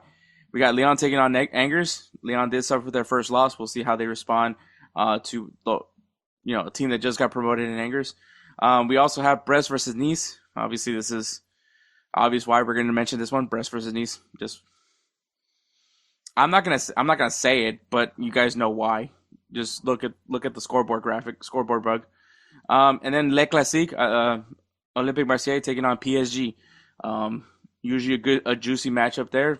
First time we ever highlighted this match, it ended in a brawl. So can it happen again? We'll see. I mean, it's a very intense matchup, so we'll see how that goes. In the Bundesliga, we got Hoffenheim taking on Bayern Munich, a very interesting matchup. Hoffenheim does seem to be kind of a pest to Bayern Munich. And Bayer Leverkusen taking on Borussia Mönchengladbach. Bayer Leverkusen got their first win of the season. Can Borussia Mönchengladbach get their first win of the season? We'll see what happens. In the Serie A, we got Udinese taking on AC Milan. AC Milan coming off of a massive victory from a massive goal from Luka Modric. So can they continue their form in the Serie A? And Inter Milan, who's coming off of a devastating loss to Juventus, can they get back on the winning column as they take on Sassuolo in the Serie A? In La Liga, we got Real Madrid versus that pesky team, Espanyol. Can Real Madrid put up? I mean, they already had to go against that pesky Real Sociedad. Can they do it again against Espanyol? We'll see what happens, man. Barcelona taking on Getafe as well. Another pain in many sides in La Liga. We'll see how Barcelona performs. Can we see Lamine Yamal back on the field? That'll be an interesting one. You already heard what me and Edward said about that. So yeah, let's not get this kid hooked on painkillers. That's all I'm saying. In the Premier League, we got 3 matches as well. I'm going to highlight. We're going to mention the Meyerside Derby, Liverpool versus Everton, a juicy local derby. I understand maybe, but this is not last year's Everton though. There's got some flair on it. They got our king Jack Grealish in the mix now. Can we see a different Everton going into this match against Liverpool? We will find out. It's going to be a juicy one, so make sure to be ready for that one. We also got Manchester United taking on Chelsea. Manchester United just getting pummeled by Manchester City. I apologize that I did not come up with a funny graphic for that because I was also a singing bet. Not singing bet, a jersey bet. But Manchester United taking on Chelsea. Do we see Manchester United bounce back against a pretty bitter rival in Chelsea?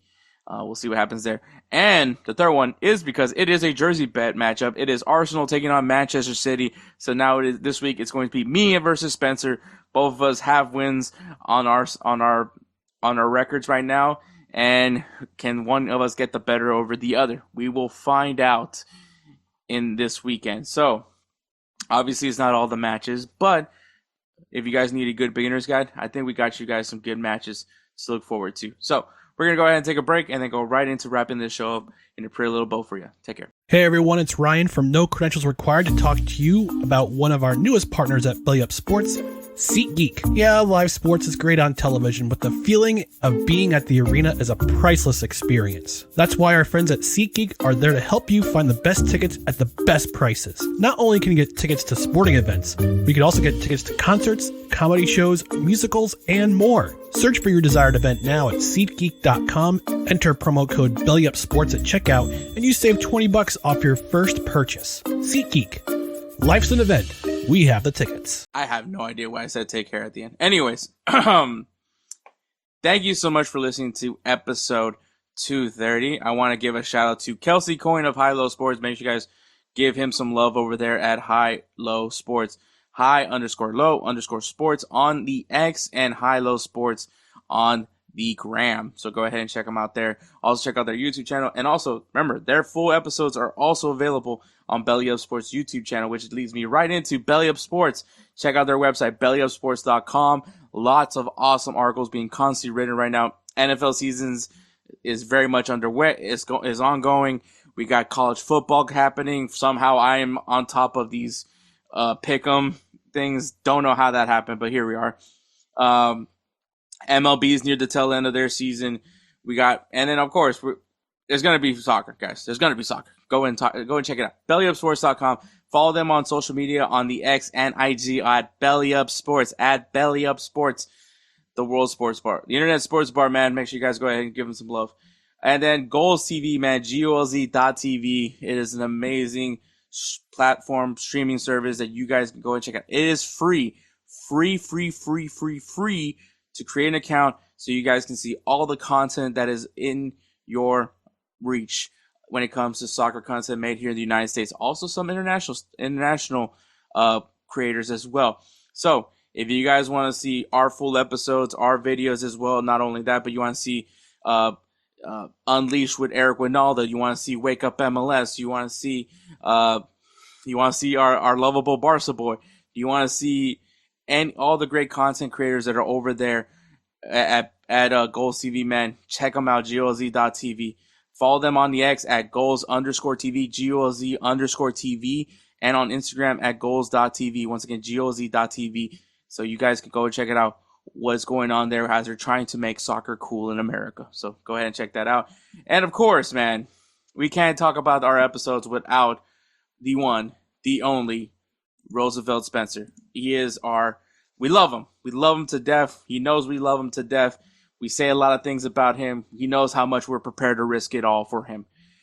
We love him so much that we named him. He is the namesake of the Roosevelt Spencer's Player of the Year award. He does so much for us, and we really appreciate him. And we want you guys to appreciate him too. That's why, if you guys love the beats, if you guys love our intros and outros to this podcast, it's Spencer. It's all Spencer, man. So if you guys need some beat work done, whether you're a musician, whether you're a podcaster, whether you're a YouTube creator, any of that stuff, look, man, copyright is just a bitch. Sorry for cousin Kelcey. It is just a pain in the ass. Sorry for cousin Kelcey. I understand it. Best way to avoid it is have your own original music. And that can be easily provided by our guy, Roosevelt Spencer. So, what are you waiting for? You guys want to deal with copyright or not deal with it? I'd rather choose not deal with it. So, if you guys agree with me, go hit him up at That Guy Dope on Instagram. At That Guy Dope on Instagram. Hit him up, show him some love, let him know, hey, the guys from Insert Name FC sent me over here. We want you to give us the beats. And he'll take great care of you like he always does with us. As we always say, who is that guy? And that is that guy, Roosevelt Spencer. So, thank you so much, guys, for listening to episode 230. Hope you guys had a lot of fun listening to me and Edward talk about our love for video games. And I hope you guys also enjoyed the perspective that me and Kelcey had on the U.S. men's national team. Once again, man, check us out on all social media platforms at Insert Name FC on Instagram, X, and Facebook. Give us some love up there. Obviously, we're always trying to grow. Check us out on YouTube. Check us out on Belly Up Sports. Help us grow this program so you guys can get this more in your life. So, especially if you guys love just idiots loving the sport of soccer, football, who cares? All that matters is that you love the game that it is. So, with all that being said, man, take care, guys. I love you.